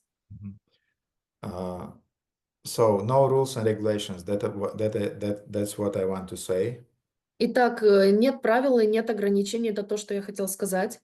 Strict rules and regulations. Strict, строгих правил и ограничений. We have some rules and regulations yet. У нас все-таки есть некоторые правила и ограничения. If you want to be maximum efficient, you have to follow them. Если ты хочешь быть максимально продуктивным, ты должен им исследовать. And therefore, no, strictly saying, we don't have any anushtup for Hare Krishna mantra. Поэтому, строго говоря, у нас нету ануштуп для Харе Кришна Махамантры. Можно спросить по поводу умственного произношения, когда ты в уме шепотом и речью. Я слышала, что определенно вот эти вещи, они имеют разную силу, разный потенциал. Я так понимаю, что сильнее это в уме произносить, чем...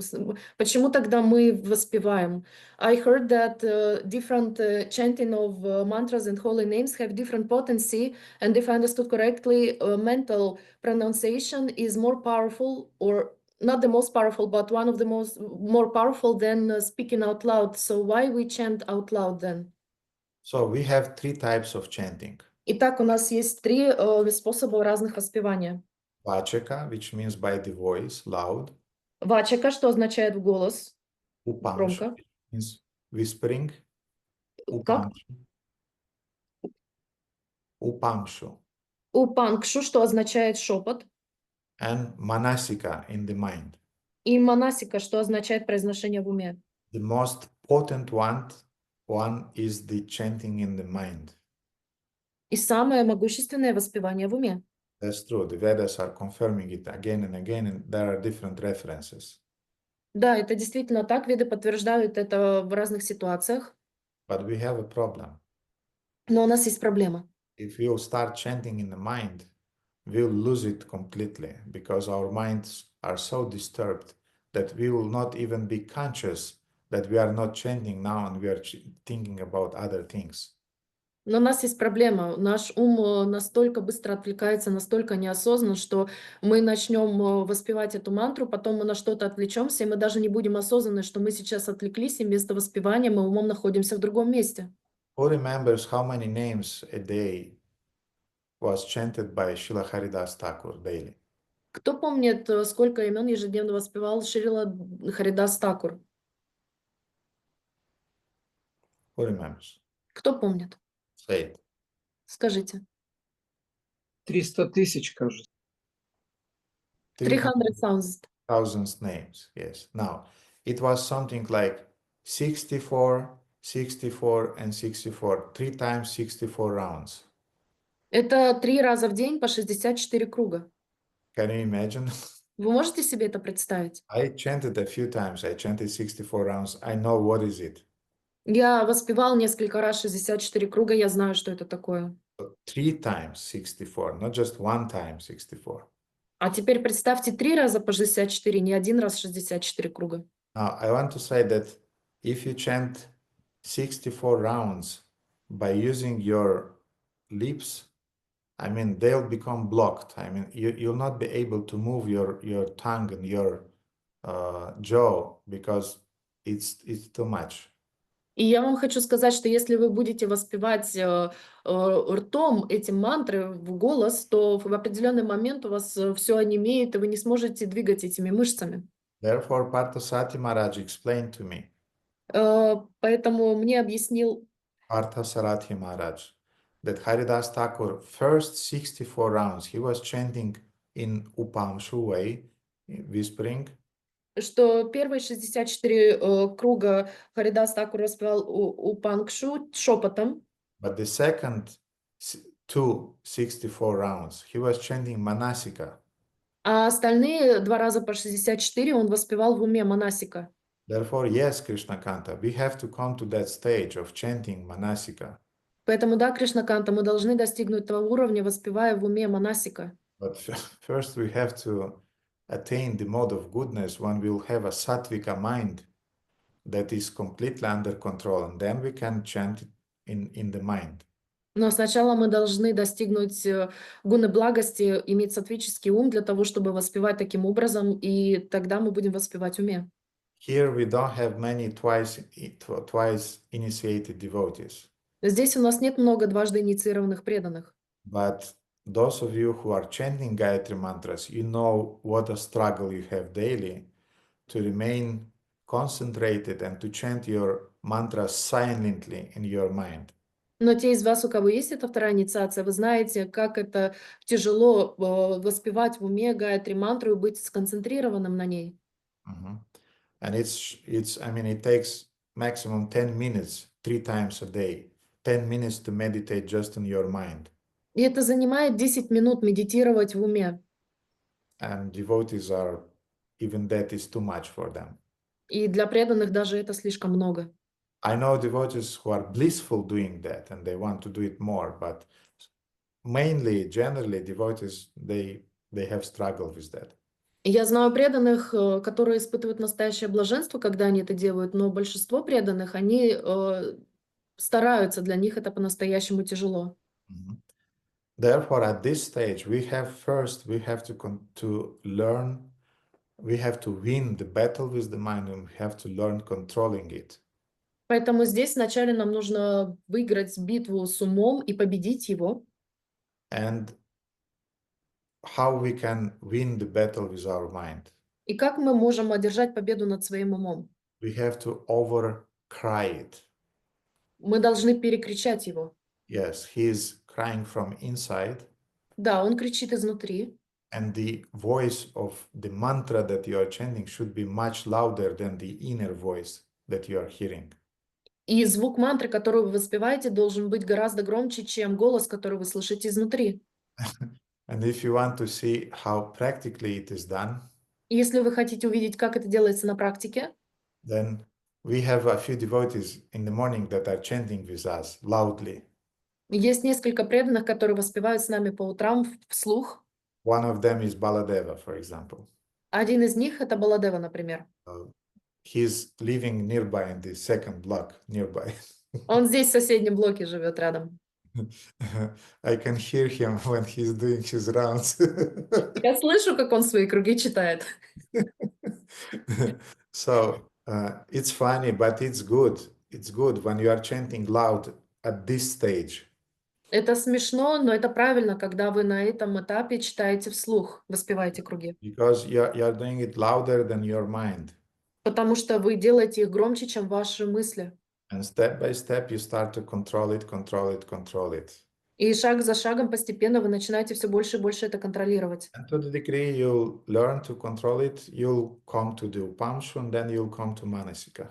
И потом, когда вы проконтролируете это, вы придете к Упангшу, а потом и к Манасика. And the sign that you are qualified to chant on the Manasika level. А признак того, что вы наконец-то квалифицированы, чтобы воспевать на уровне Манасика, It will be that you'll be able just to sit, это будет знак того, что вы можете просто сидеть, to cover your head with a chadar, as Bhaktivinoda Thakur said in Harinam Chintamani that we should do it. You should cover your head like that. Как Бхактивинод Такур говорил, что вы должны своим чадром покрыть голову вот так вот.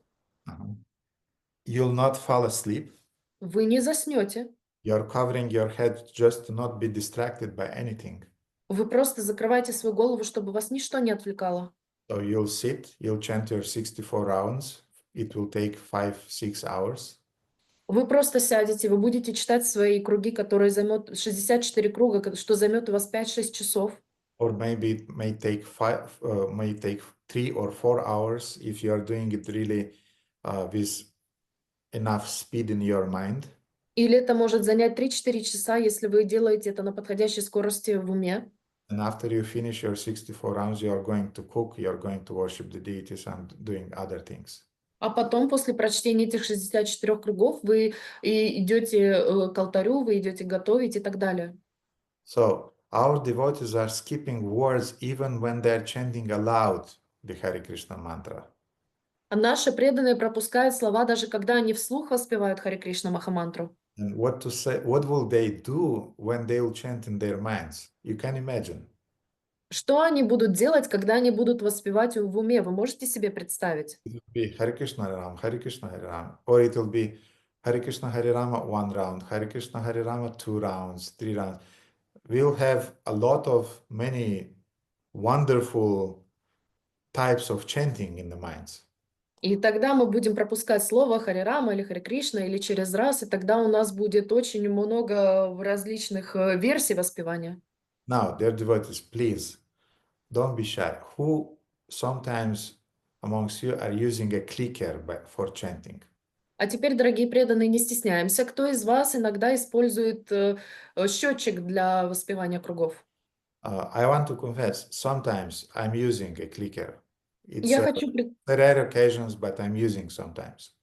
Я хочу вам признаться, что иногда в редких исключительных ситуациях я пользуюсь также счетчиком, но стараюсь этого не делать. When I'm visiting my family and it's a lot of hustle and bustle happening, you know, you don't have time to chant on the japa, and especially in the front of your relatives, sisters, mothers, and so on. И тогда происходит какой-то балаган, и невозможно воспевать свои круги, особенно используя для этого джапамалу, поэтому я использую счетчик, чтобы воспевать в присутствии матерей, сестер и так далее. So therefore, when we are walking, you know, to the town, downtown, doing things, during the walks, I'm keeping my hand, I'm keeping this clicker and I'm chanting, because otherwise no chance to chant the 16 rounds during the day. И также, когда я выхожу в город или по своим делам иду по улице, также я использую счетчик, потому что иначе невозможно воспевать ежедневно свои 16 кругов. Нет, это когда я с родителями, С родителями.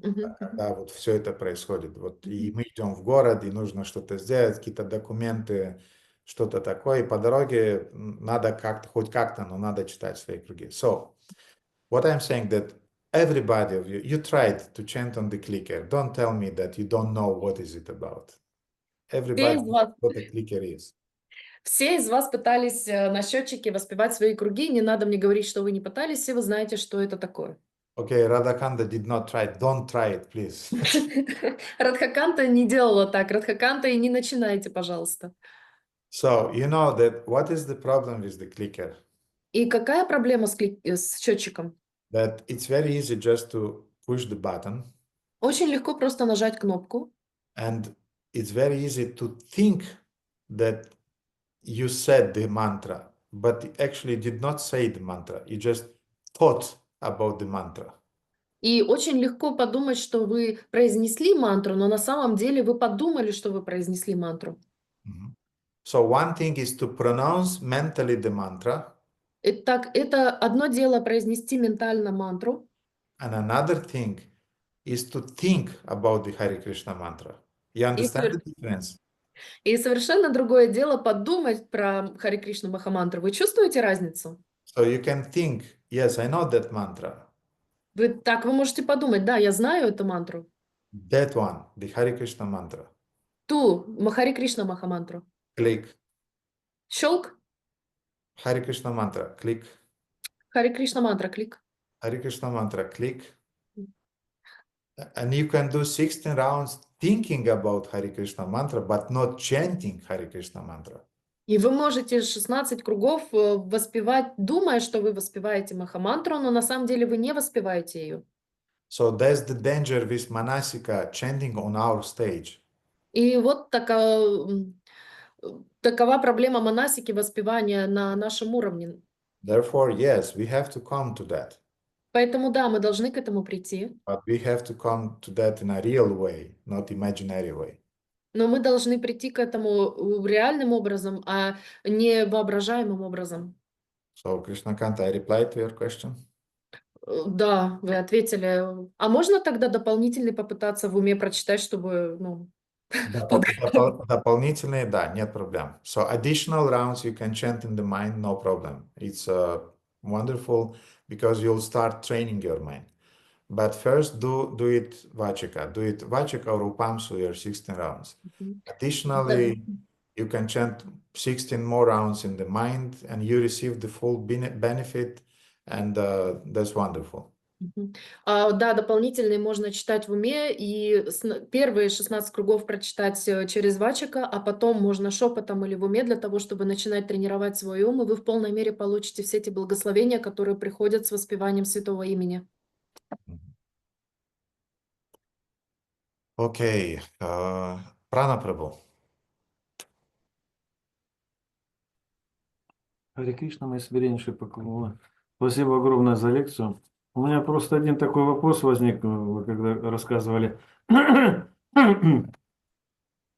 о принцессе Амбе, да? Вот что произошло? Она полюбила Шалву, да?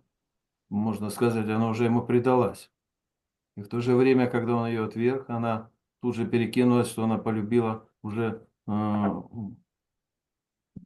Бхишмадевы. Это что, это вожделение или что это такое было? Я не мог понять. Харе Кришна. So regarding Amba, so first she was in love with Shalva, and then when he rejected her, she suddenly fell in love with Bhishmadeva. I can understand if it's lust or what is that. You give me now one of the best reason to start describing how the woman's mind is working. Вы мне сейчас даете очень сильный повод начать объяснять, как работает на самом деле женский ум. And I'll like to avoid this pleasure, Prana Prabhu. И хотелось бы мне этого удовольствия избежать, дорогой Прана Прабhu. Therefore, let's not go into that. Давайте поэтому не будем в эту тему углубляться. But yes, it's inconceivable. Да, но это необсуждаемо. In the same way as the men's minds are inconceivable for women, Точно так же, как и мужской ум непостижим для женщин. especially when the man is entering a showroom with cars. Особенно, когда мужчины заходят в комнату показа машин. Or is entering in a shop with different tools and instruments for working. Или заходят в магазин, где на витрине выставлены инструменты для ремонта и так далее. So the woman just, they don't understand what's happening with him because he wants to buy everything. He don't need that, but he wants to buy it anyway. Потому что женщины не понимают, почему он хочет все это купить, ведь ему это все совершенно не нужно. So in the same way, you and me, Prana Prabhu, will never understand why Amba did what she did. Поэтому я и вы, Прана Прабху, мы никогда с вами не поймем, почему Амба сделала то, что она сделала. But I guess that it was a pressure from the cultural side that a woman should be under protection. Но я думаю, что это было также давлением общества с культурной точки зрения, где считалось, что женщина должна находиться под защитой. And therefore, in that way, Amba understood that she'll be without protection. It will be very, very difficult for her. And somebody should marry me now, otherwise, what will happen with me? И поэтому Амба поняла, что ей нужно, чтобы кто-то женился на ней, иначе что же со мной будет дальше? And she tried to take shelter of Bhishmadeva because he was handsome, he was beautiful, he was powerful. He won her in the Swayamvara, and she thought naturally that who else? И, конечно же, она обратила свое внимание на Бхишмадеву, потому что он был красивым, умным, сильным, и он выиграл ее на своем баре, поэтому это было естественным для нее, логичным. Если не он, то кто еще? And then when she was rejected by Bhishmadeva, that was one of the reasons she committed suicide, because already nobody would look at her, no prince would look at her, because she was in love with Shalva. Then Bhishmadeva touched her, then she was supposed to get married with Vichitravirya. It was a mess in her CV, in her biography. И поэтому она... Это было одной из тех причин, по которой она совершила самоубийство, что Бхишмадева отверг его, потому что сначала она предназначалась Шалве, потом произошла ситуация с Бхишмадевой, потом Вичитравитрия должен был жениться на ней, но этого не случилось. То есть в ее резюме, в ее CV был просто какой-то совершенный беспорядок, и она понимала, что больше ее никто замуж не возьмет. And in that culture, it was a catastrophe. А в той культуре это была катастрофа. Therefore, she wanted at least Bhishmadeva, be pity with me. I mean, have some compassion. At least you take me. Otherwise, И тогда она просто подошла к Бхишмадеве: прояви ко мне жалость и сострадание, потому что иначе, если ты не возьмешь меня в жены, никто этого не сделает. and therefore she got really mad when Bhishmadeva rejected her. И поэтому она по-настоящему разгневалась, когда Бхишмадева отверг ее. And I don't think that Bhishmadeva did it in a harsh way. И я сомневаюсь, что Бхишмадева сделала это грубым образом. In the Mahabharata movie, the first one, Indian Mahabharata movie, Bhishmadeva was a little bit harsh. В первом индийском кино Махабхараты Бхишмадева, он был очень груб. Был немного груб. Немного. But I don't think it's the case, because Bhishmadeva, he was Devavrata, he was a celestial being, and he was definitely gentle, but she was mad at the system. И я думаю, что оно на самом деле так не было, потому что Бхишмадева был Деваврата, он был небесным существом. И я уверен, что он был очень нежно аккуратен, выражая себя. Но Амба, в свою очередь, она была очень разгневана, но не конкретно на него, а на систему в целом. And he was just the personification of this system, and she wanted to revenge. И он был просто олицетворением этой системы, и поэтому она хотела отомстить. So these are few words of my understanding of this situation, Prana. Поэтому вот несколько слов моего понимания всей этой ситуации, Прана. Окей, Матаджи Ольга.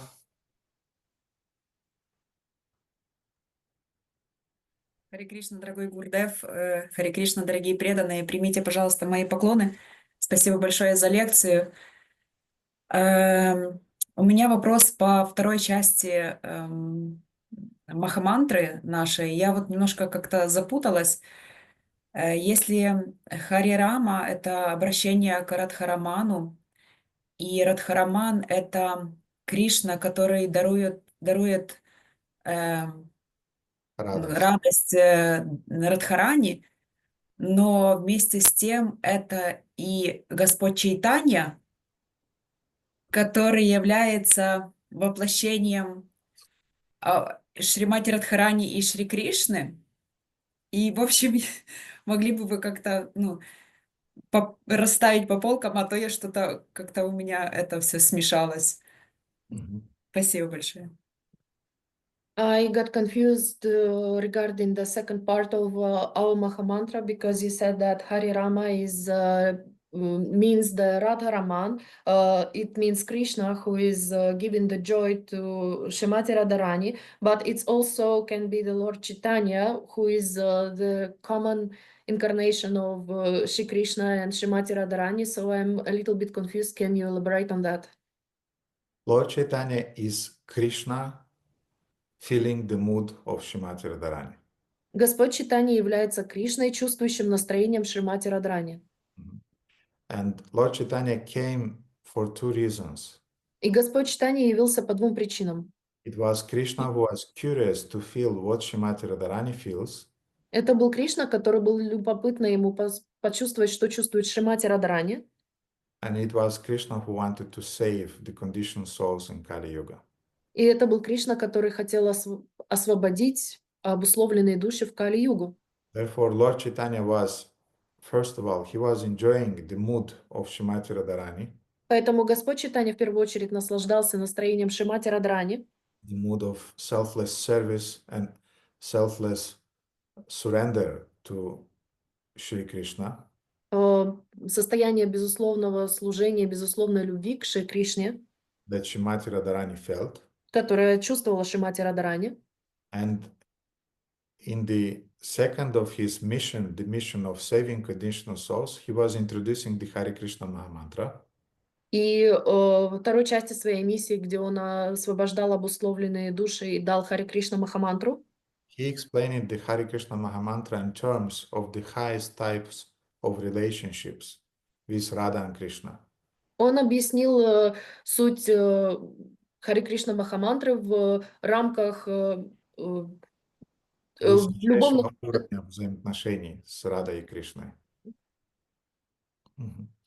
Therefore, yes, it was Krishna who was feeling the feelings of Shrimati Radharani.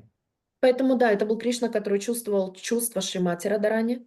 And it was Krishna who introduced the conditioned souls into the service of Radha and Krishna in the spiritual world. И это был тот, который обусловленные души дал им шанс быть вовлеченными в служение Рады и Кришне в духовном мире. And if you want to achieve the service of Radha and Krishna in the spiritual world, you have to meditate on Radha and Krishna when you are chanting the Mahamantra. И если вы хотите служить Раде Кришны в духовном мире, то вы должны будете направлять свой ум во время воспевания Махамантры на Раду и Кришну. Mataji Volga, if there is anything else, I try to keep it very simple. If there is anything else, please don't be shy, ask it. Если что-то еще есть по этому вопросу, Матаджи Ольга, не стесняйтесь, спрашивайте. Я стараюсь вам дать очень простое, краткое объяснение, понятное. Дорогой Гурдев, я поняла, да, что, ну, как относится к Хари Рама, к Господу Чайтани, а как вы говорили, что это тоже означает Радхараман. Вот. Okay. I understood how it's regarding with Shrimati Radharani, but you said also that it's Radharaman. So we have the name Krishna. Итак, у нас есть имя Кришна, Which is Krishna in the Hare Krishna mantra. который Кришна в Махамантре. We have Hare, which is Shrimati Radharani. У нас есть Харе, который является Шримати Радхарани. We have the name Rama, У нас есть имя Рама, which may mean either Lord Rama которое может означать как Господа Раму or Lord Balarama или Господа Балараму, or Lord Krishna, who is Radharaman. или Господа Кришну, который является Радхараман. Radharaman means Krishna who is giving pleasure to Shrimati Radharani. А Радхараман означает Кришна, который доставляет удовольствие Шримати Радхарани. In other words, Krishna who is serving his beloved devotee Shrimati Radharani. Другими словами, Кришна, который служит своей возлюбленной преданной Шримати Радхарани. And according to their rasa, different devotees have different meditations and they put different meanings into those words of the Mahamantra. И поэтому в соответствии с своей расой, в соответствии со своим вкусом и отношением к Господу, преданные вкладывают различный смысл в эту мантру. If somebody is in Sakya rasa, is in a friendship relationship with the Lord, Если кто-то находится в сакья раса, в дружественных отношениях с Господом, then he wants to cultivate this friendship with the Lord. тогда он хочет культивировать в себе это дружеские отношения с Господом. And the model and the presiding deities of the Sakya rasa are Krishna and Balaram and the cowherd boys. И покровительствующее божество в этом случае будет Кришна и Баларама и мальчики-пастушки. Therefore, such a devotee in Sakya rasa, he will chant the Hare Krishna mantra, Поэтому такой преданный, находящийся в сакья раса, он будет воспевать Харе Кришну Махамантру, meditating that Krishna is Krishna, медитируя на то, что Кришна является Кришной, name Krishna is Krishna, что имя Кришны является Кришной, the name Rama is Lord Balarama, что имя Рама — это Господь Баларама, and the name Hare is the internal energy of the Lord, а Харе — это вечная энергия Господа, which connects the soul to Krishna and Balaram. которая соединяет душу с Кришной и Баларамой. But if a devotee is cultivating his relationship with Radha and Krishna, Но если преданный взращивает, культивирует свои взаимоотношения с Радой и Кришной, then for him or for her, the name Krishna means Krishna, тогда для него или для нее имя Кришна означает Кришну, name Rama means Radharaman, Krishna who is giving pleasure to Shrimati Radharani, имя Рама означает Рада Раман, тот, который доставляет удовлетворение Шримати Радарани, and the name Hare means Shrimati Radharani. а имя Харе означает Шримати Радарани. The translation will be, O Krishna, O Radharaman, please engage me in the service of Shrimati Radharani, or O Shrimati Radharani, please engage me in the service of Krishna and Radharaman. И тогда перевод будет следующим. О Кришна, о Рада Раман, прошу тебя, вовлеки меня в преданное служение Шримати Радарани, или о Шримати Радарани, вовлеки меня в преданное служение Кришне Рада Раману. So the principle is yad yad yaurugaya cha vibhavayanti. What you meditate, what is your understanding of the mantra, that result you will achieve. Итак, суть в том, что то, на что ты медитируешь, воспевая Махамантру, тот результат ты и получишь, ту энергию, в которую ты туда вкладываешь. If you meditate on Sakya Rasa, you have to connect with the deities of Sakya Rasa. Если ты медитируешь на Сакья-расу, ты получишь Сакья-расу. И ты должен медитировать тогда на божеств в этой расе. If you meditate on Madhurya Rasa, then you meditate on the names corresponding to the form of Krishna who is manifesting this Madhurya Rasa. А если ты находишься в Мадхурья-расе, то ты медитируешь на Мадхурья-расы и на Кришну, который находится в форме этой Мадхурья-расы. And now, for many of us, things that I'm describing now, it's like the quantum physics. Итак, для многих из нас вещи, которые я сейчас объясняю, они подобны квантовой физике. Therefore, Srila Prabhupada told devotees in the beginning, Поэтому Шрила Прабхупада сказал преданным в начале, just have a simple translation. просто пусть у вас будет простой перевод. O Radha and Krishna, please engage me in your service. О Рада и Кришна, пожалуйста, вовлеките меня в служение. Prabhupada said, be attentive Прабхупада сказал, будьте внимательными during the chanting. во время воспевания. And by chanting for some years, our consciousness will become purified. И воспевая много-много лет, наше сознание очистится. We'll obtain the qualification to go deeper in our understanding and to go beyond our general understanding. И тогда у нас со временем появится более глубокое понимание, и мы придем за пределы своего обычного понимания воспевания. But just to give you a clue about the meditation that devotees on the highest level are doing, I'm sharing this just to show you the direction that we have to go.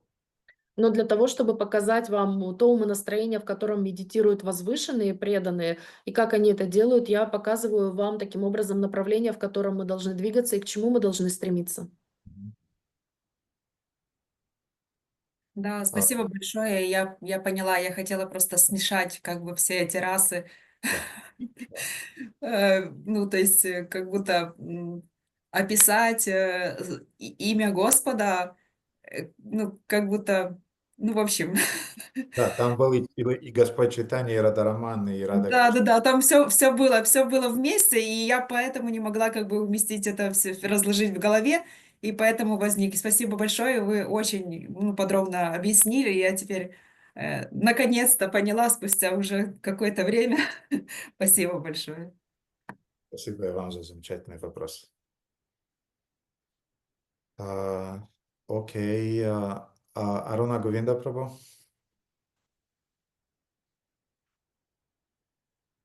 Харе Кришна, Гурудев, примите, пожалуйста, мои поклоны. Благодарю вас за очень познавательную и нужную лекцию. Мы знаем, что есть три самых главных аватары. Это Господь Кришна, Господь Нрисимхадев и Господь Рама. И в этой связи у меня вопрос. А является ли поклонение Махапрабху более высоким, нежели Шри Кришне?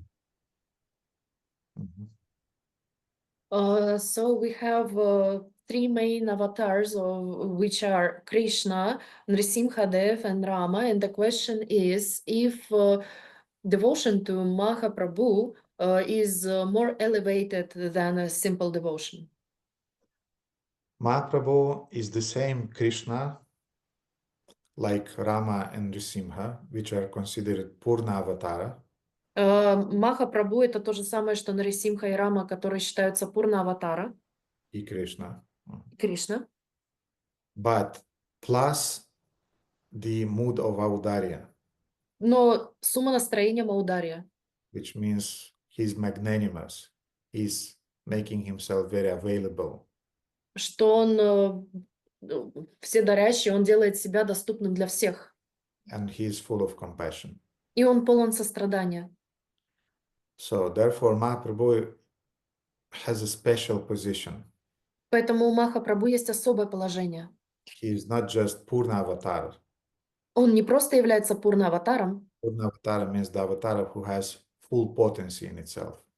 Пурна Аватар означает аватар, у которого есть полноценное могущество. Other avatars, they have partial potencies. А у других аватаров есть у них частичное могущество. They have exactly so many potency as it's required to fulfill certain mission. У них есть ровно столько могущества, которое им необходимо для того, чтобы исполнить определенную миссию. But Purna Avatar means all the full potencies is there. А у Пурна Аватара у них полноценное могущество.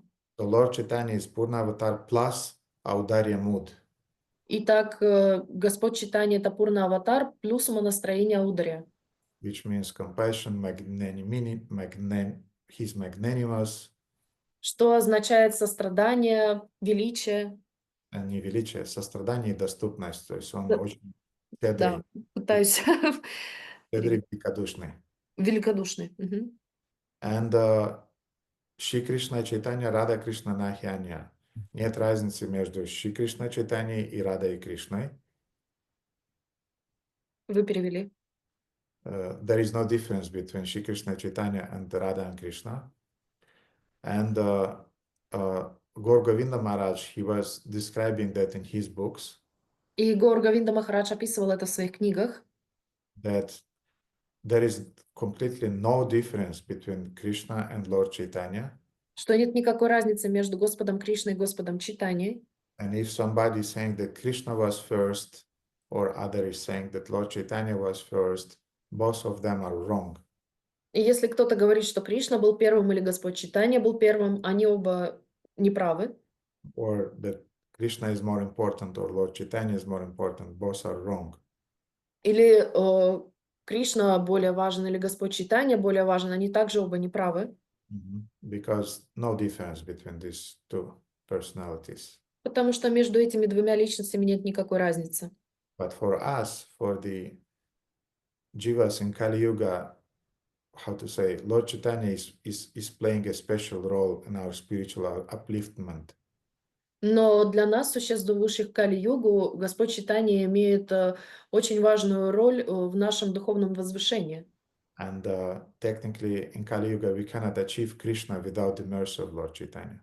И технически без милости Господа Чайтаньи мы не можем постичь Кришну в Кали-югу. Vairagya Vidyanija Bhakti Yogam Shikshartam Eka Purusham Purana Shri Krishna Chaitanya Sharivadarit Kripam Buddhirasta Maham Prabhadi.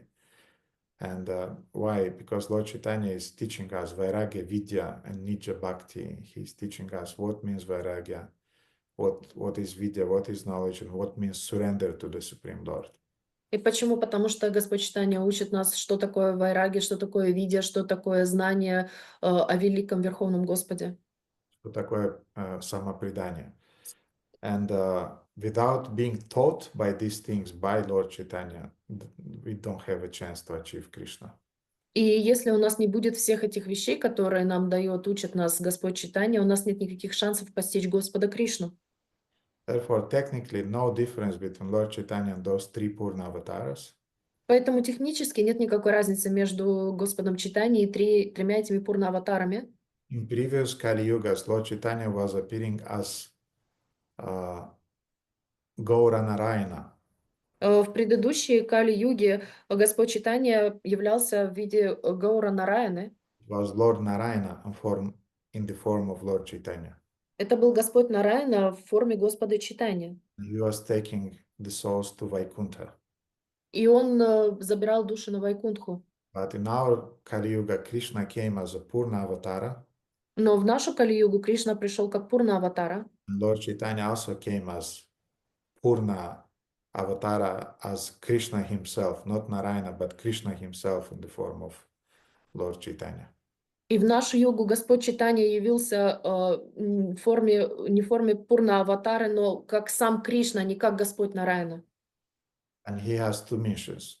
If in the previous Kali Yugas there was only one mission, the mission of saving the conditioned souls, И он явился с двумя миссиями в нашу Кали-югу. В предыдущей была только одна миссия — спасти обусловленные души.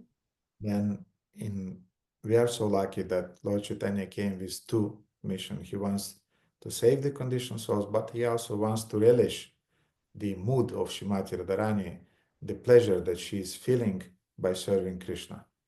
И мы вдвойне удачливы, потому что у него есть две миссии в нашу Кали-югу. Не только освободить обусловленные души, но также передать нам настроение, умонастроение Шримати Радharani, которое служит с безусловной любовью Господу Кришне.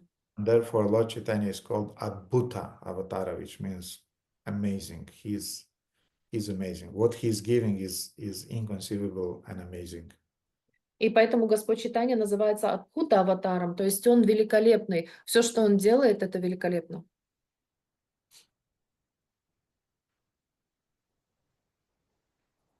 Благодарю вас за ответ. Андрей? Дорогой Гурудев, спасибо большое за лекцию, за терпение. Короткий вопрос по 30-му тексту, но он такой очевидный, довольно-таки, простите, Бхишмадева увидел четырехрукую форму Кришны. Вот как это понять? Вот если можно, немножко поподробнее об этом. Харе Кришна. The question will be about the 13th text that Bhishmadeva saw the four-armed form of Krishna, and why exactly this form, if you can elaborate that. Krishna can be worshipped in two moods. Кришне можно поклоняться в двух умонастроениях. The form of Aishwarya, В форме Айшварья, magnanimity, opulence, великолепие, богатство, or in the form of Madhurya. или в форме Мадхурья. Madhurya means sweetness, Мадхурья означает сладость, means Krishna is very available and very personal. что означает Кришна очень доступен и очень личностный. And in Madhurya form, Krishna is present in Vrindavana. И в форме Мадхурья Кришна присутствует во Вриндаване. In form of Aishwarya, Krishna is present in Mathura and in Dwaraka. А в форме Ашварья он присутствует в Мадхуре и в Двараке. And that's the form of king, Krishna as a king, who is fighting, who has many princesses as wives, who is a political person solving different political situations. И это Кришна царь, Кришна защитник, Кришна воин, Кришна, у которого в женах находится множество жен, которые решают различные вопросы и делает все дела. And that's also a wonderful form. I mean, И это тоже прекрасная форма, amazing form. потрясающая. It's a combination of his sweetness plus power. Это комбинация с его сладостью плюс сила. And some souls are attracted to that form. И некоторые души привлекаются именно этой формой. Bhishmadeva was in Dasya Rasa with that Krishna. Бхишмадева был Дасья раса с тем Кришной. Вот с такой формой Кришна, with that form of Krishna. And in Mathura and in Dwaraka, Krishna sometimes manifests four arms. И в Мадхуре и в Двараке иногда Кришна проявлялся в четырехрукой форме. So it's not that he is constantly in the four-armed form. И поэтому это не то, что он постоянно находился в четырехрукой форме, But sometimes he's manifesting this four-armed form. но иногда он проявлял эту четырехрукую форму. And Bhishmadeva intentionally is pointing out that I'm meditating on Krishna in 4 arms. И Бхишмадева специально подчеркивает тот факт, что я медитирую на четырехрукую форму Кришны. Which means that he's in the spiritual world, not on the Krishna in the material world, which sometimes common people are confusing Krishna to be just a historical person and not God. So I don't want them to be confused. И поэтому он подчеркивает тот факт, что он видит Кришну в духовном мире, а не то, как воспринимают иногда Кришну в нашем материальном мире, люди, которые считают его всего лишь исторической личностью. Но это не так, и поэтому он еще раз подтверждает этот факт. So I don't want them to think that I'm thinking about Krishna as the greatest rock star politician, and I was so fond of him that I'm remembering him at the time of death. И я не хочу, чтобы люди подумали, что я думаю о нем как о рок-звезде политики, который сиял в это время, когда я был жив, и что я медитирую на него. Нет, я медитирую на него в этой форме. No, I want to be them to be sure that I'm meditating on that Krishna, but he is divine. And to point out his divinity, I meditate on him in his four-armed form. И поэтому я хочу быть уверен, что они понимают, что я медитирую на его духовную форму, которая проявляется как раз в четырехрукой форме.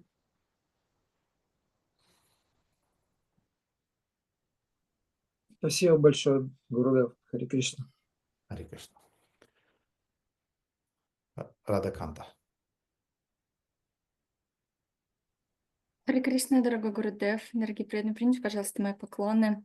Спасибо вам огромное за потрясающую лекцию, за 4 года с преданными. Это, по-моему, первая лекция, которая вдохновила меня на джапу, причем не просто на джапу, а на внимательную джапу. Вот, спасибо большое, прям даже не терпится продолжить читать свои круги. Спасибо, это просто потрясающе. У меня несколько вопросов, но вот коротенько, если позволите. Первый вопрос по поводу из Вишну Сахасранамы, стих 251. Кришна — это тот, кто дарует ситхи тем, кто практикует дисциплину. И дело в том, что вот, ну, я склонна к дисциплине, к четкому вот этому исследованию, но вот в течение 2-3 лет последних я слышала неоднократно от старших преданных, что на одной садхане мы не уедем, и что если ваша садхана сухая и пустая, какой в ней смысл?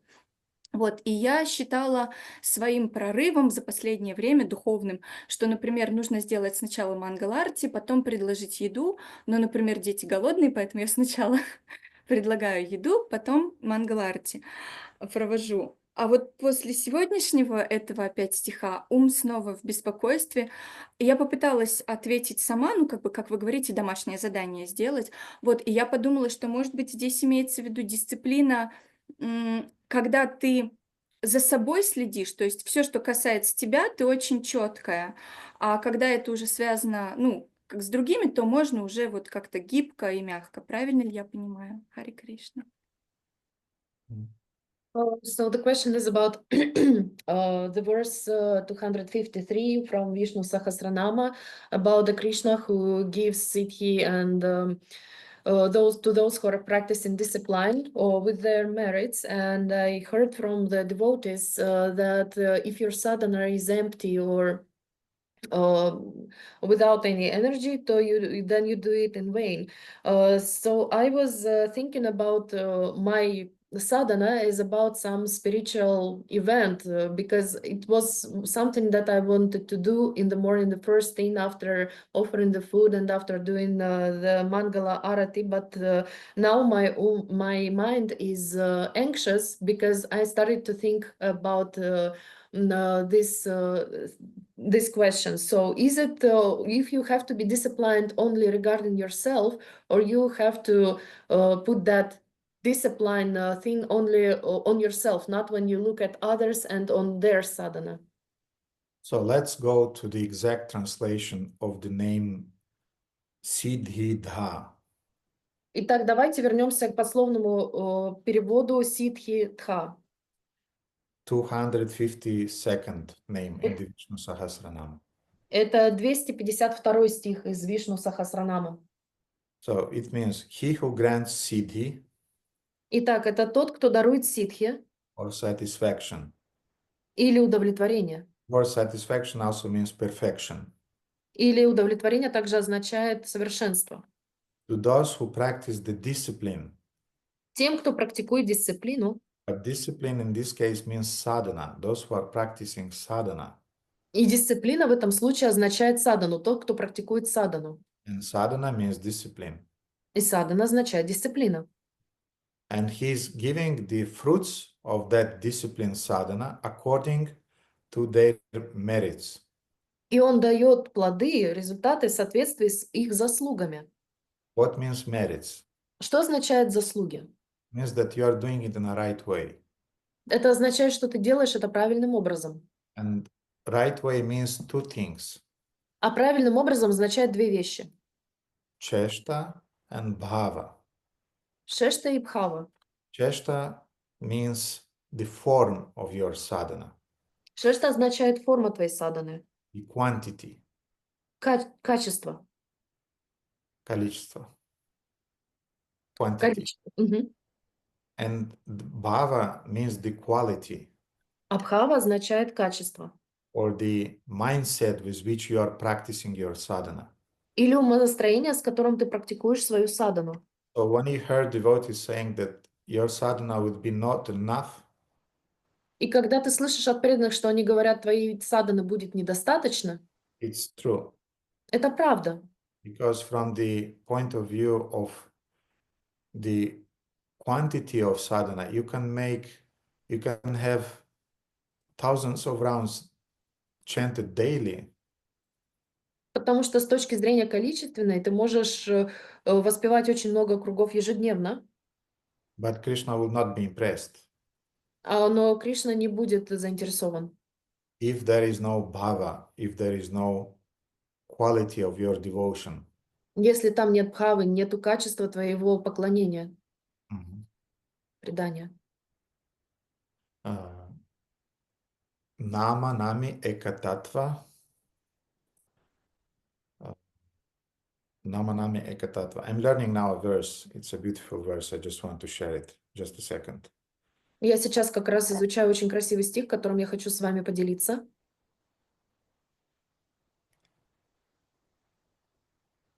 Nama nama ekatattvi vishvasacharya. Yeah. Just a second, I'll find it. Да, одну секунду, мне надо его найти. Nama nami ekatattva vishvasacharya. Dasa parada kori. Nirjane bashia. That's the verse. Это стих. But I want to be precise and to give you the exact translation. Но я хочу быть очень детальным и хочу вам дать точный перевод.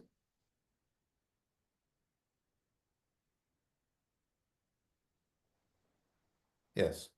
So, nama nami ekatattva vishvasakariya dasa paradachadi nirjane basya. You have to have strong faith that nama and nami, Krishna and his name, are not different. У вас должна быть твердая вера, убежденность в том, что Нама и Нами, Кришна и его имя являются одним и тем же. Dasa paradachadi nirjane basya. You should avoid 10 offenses and chant it alone. I mean, without distraction. И вы должны избегать 10 оскорблений и воспевать его в одиночестве, то есть без отвлечений. So when devotees are saying that just sadhana is not enough, it means that just the ritual of sadhana is not enough. Поэтому, когда преданные говорят, что одной садханы недостаточно, они имеют в виду, что одного ритуала садханы недостаточно.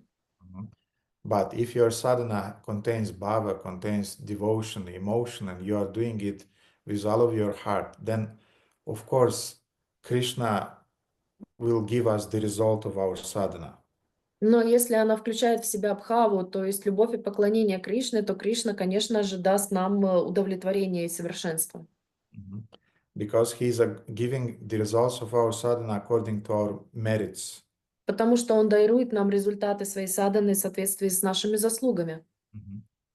And it's not about discipline. Don't mix the concept of discipline. It's not about discipline. It's just about quality sadhana and sadhana done as just superficial ritual. И не Не вмешивай сюда принцип дисциплины, это совершенно другое. Здесь идет речь о качестве и вовлеченности во время твоей садханы. Therefore, as we read, I just want again to share that name. Поэтому, как мы с вами прочитали, я еще раз хочу поделиться с вами этим именем. So 252, his name is Siddhida, which means he who grants siddhi or satisfaction to those who practice the discipline according to their merits. Итак, его имя Сидхида, тот, кто дарует ситхи или удовлетворение тем, кто практикует дисциплину в соответствии с их заслугами. Zasluga or merits means you are doing it with devotion. А заслуги означают, что вы делаете это с преданностью. To the degree you are doing it with devotion in a right way, attentive way, then you receive the siddhi, you receive the fruits of your sadhana.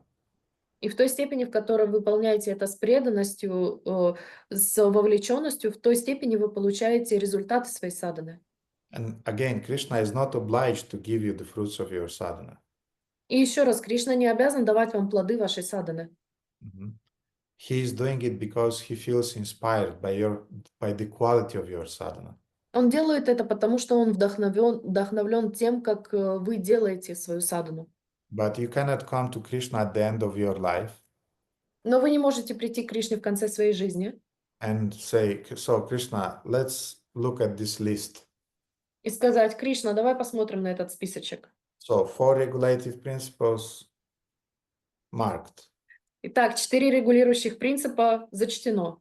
16 rounds every day marked. 16 кругов ежедневно зачтено. Donations to the temple and to the spiritual master marked. Пожертвования на храм и духовному учителю зачтено. Seva in the temple 3-4 hours a week marked. Служение в храме 3-4 часа в неделю зачтено. Book distributions such and such time a week or a month marked. Распространение книг в такое-то, такое-то время на протяжении недели зачтено. Krishna will smile and say, Radhakanta, very good that you did those things. И Кришна улыбнется и скажет: Радхаканта, очень хорошо, что ты все это сделала. But I need also your devotion there to be. Но я также хочу, чтобы там была твоя преданность. And I'm sure, Radhakanta, you're doing it with devotion, but I'm giving you as an example, just for other devotees to understand that what is the mentality of Krishna. И я уверена, Радхаканта, что вы делаете это все с преданностью, но я также даю примеры остальным преданным для того, чтобы они поняли, что все это должно выполняться в определенном настроении. And that was exactly the problem of Narada Muni, if you remember. И именно такой была проблема у Нарада Муни, если вы помните. That Narada Muni, he did everything needed to be done according to the sadhana list. И Нарада Муни сделал все, что было необходимо сделать в соответствии с листом садханы, списком. But Lord Narayana yet said that Narada, I'm not revealing myself again into this life to you because you have to work still, you have to do some work, internal work. Но Господь Нараяна сказал Нарада Муни, что он больше не проявится ему в этой жизни, потому что тот должен провести над собой еще и внутреннюю работу. The same thing was with Ajamila. То же самое произошло с Аджамилой. Ajamila was doing a right thing from the external point of view at the time of death. He was chanting the name of the Lord, name Narayana. Аджамила делал правильную вещь с точки зрения духовной, то есть он воспевал верховное имя Господа во время своей смерти. But he wasn't chanting with devotion. Но он не воспевал его с преданностью. Therefore, he had to come back to his body. He went to Haridwar. He chanted more for some years. He learned to chant it with devotion, and then the Vaikuntha Vimana appeared and took him to Vaikuntha.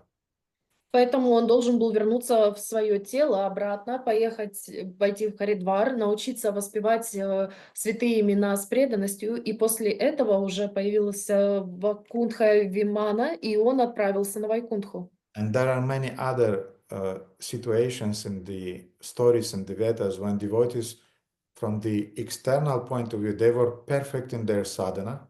И есть очень много историй, когда преданные были идеальны в своей садхане с внешней точки зрения. And the Lord appears and saying, "You are doing very well, thank you." И тогда Господь появляется и говорит: вы хорошо справляетесь, молодцы. But now go back and develop your bhava, your inner devotion. А теперь вернитесь и культивируйте в себе бхаву, внутреннюю преданность. And do the same thing, the same sadhana, but now with devotion. И вернитесь и сделайте всю ту же садхану, но теперь с преданностью. So that's it. That's what we are talking about in the context of that name. Поэтому вот о чем мы говорим в контексте этого имени. And again, he is Siddhi Sadhana. He is inspiring us also to perform our sadhana in the right way. И также он является сидди садхана. Он тот, кто приносит, вдохновляет нас на совершенство в своей садхане. Я поняла. Большое спасибо, Гурудев. Могу ли я задать еще один вопрос, но уже 11:30 и, в принципе. Да, это последний и закончим на этом. Да, тогда короткий совсем, остальные потом. Почему Бишма не сражался с Шикханди? Ну, вы сказали, что типа ты был женщиной, но там же наверняка были еще и другие воины, которые в прошлых жизнях были женщинами. Почему он именно с этой женщиной не сражался в прошлой жизни, а остальных убивал? Хари Кришна. Why Bhishmadeva didn't fight Shikandi? Because there were other warriors there on the battlefield who definitely were women in their past life, but Bhishmadeva was not fighting exactly Shikandi. Because he had no any issues with other women in his previous life. He had an issue with Amba in her previous life. Потому что с другими женщинами у него не было проблем в прошлых жизнях и ситуаций нерешенных, а вот с Амбой были. So it was an issue there, unsolved. Therefore, this was his attitude. Там была нерешенная проблема, именно поэтому он этого избегал. And besides that, Bhishma was very, very clear that Shikandi will be the reason of his death. И также Бишма был абсолютно убежден, он знал, что Шиканди будет причиной его смерти. And Bhishma just let Krishna's plan unfold. И поэтому Бишма просто позволил развернуться плану Кришны. In the same way, like Dronacharya, he was completely aware who will be the reason of his death, and he still trained the Pandavas and other warriors. И точно так же Дроначарья, который был совершенно осознан о том, кто будет являться причиной его смерти, но тем не менее он воспитывал и обучал военному искусству пандавов. He was doing his duty. Он исполнял свой долг. And this is the integrity. Такова целостность.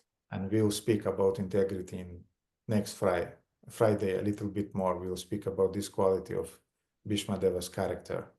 И мы будем говорить о целостности в следующую пятницу. Мы будем говорить об этом как о качестве характера Бхишмадевы. Большое вам спасибо. Хари Кришна. Okay, dear devotees, now you'll have a darshana of Radha Madan Mohan. Так, дорогие преданные, у вас будет даршан Рада Мадхава Махан. We'll finish the program then.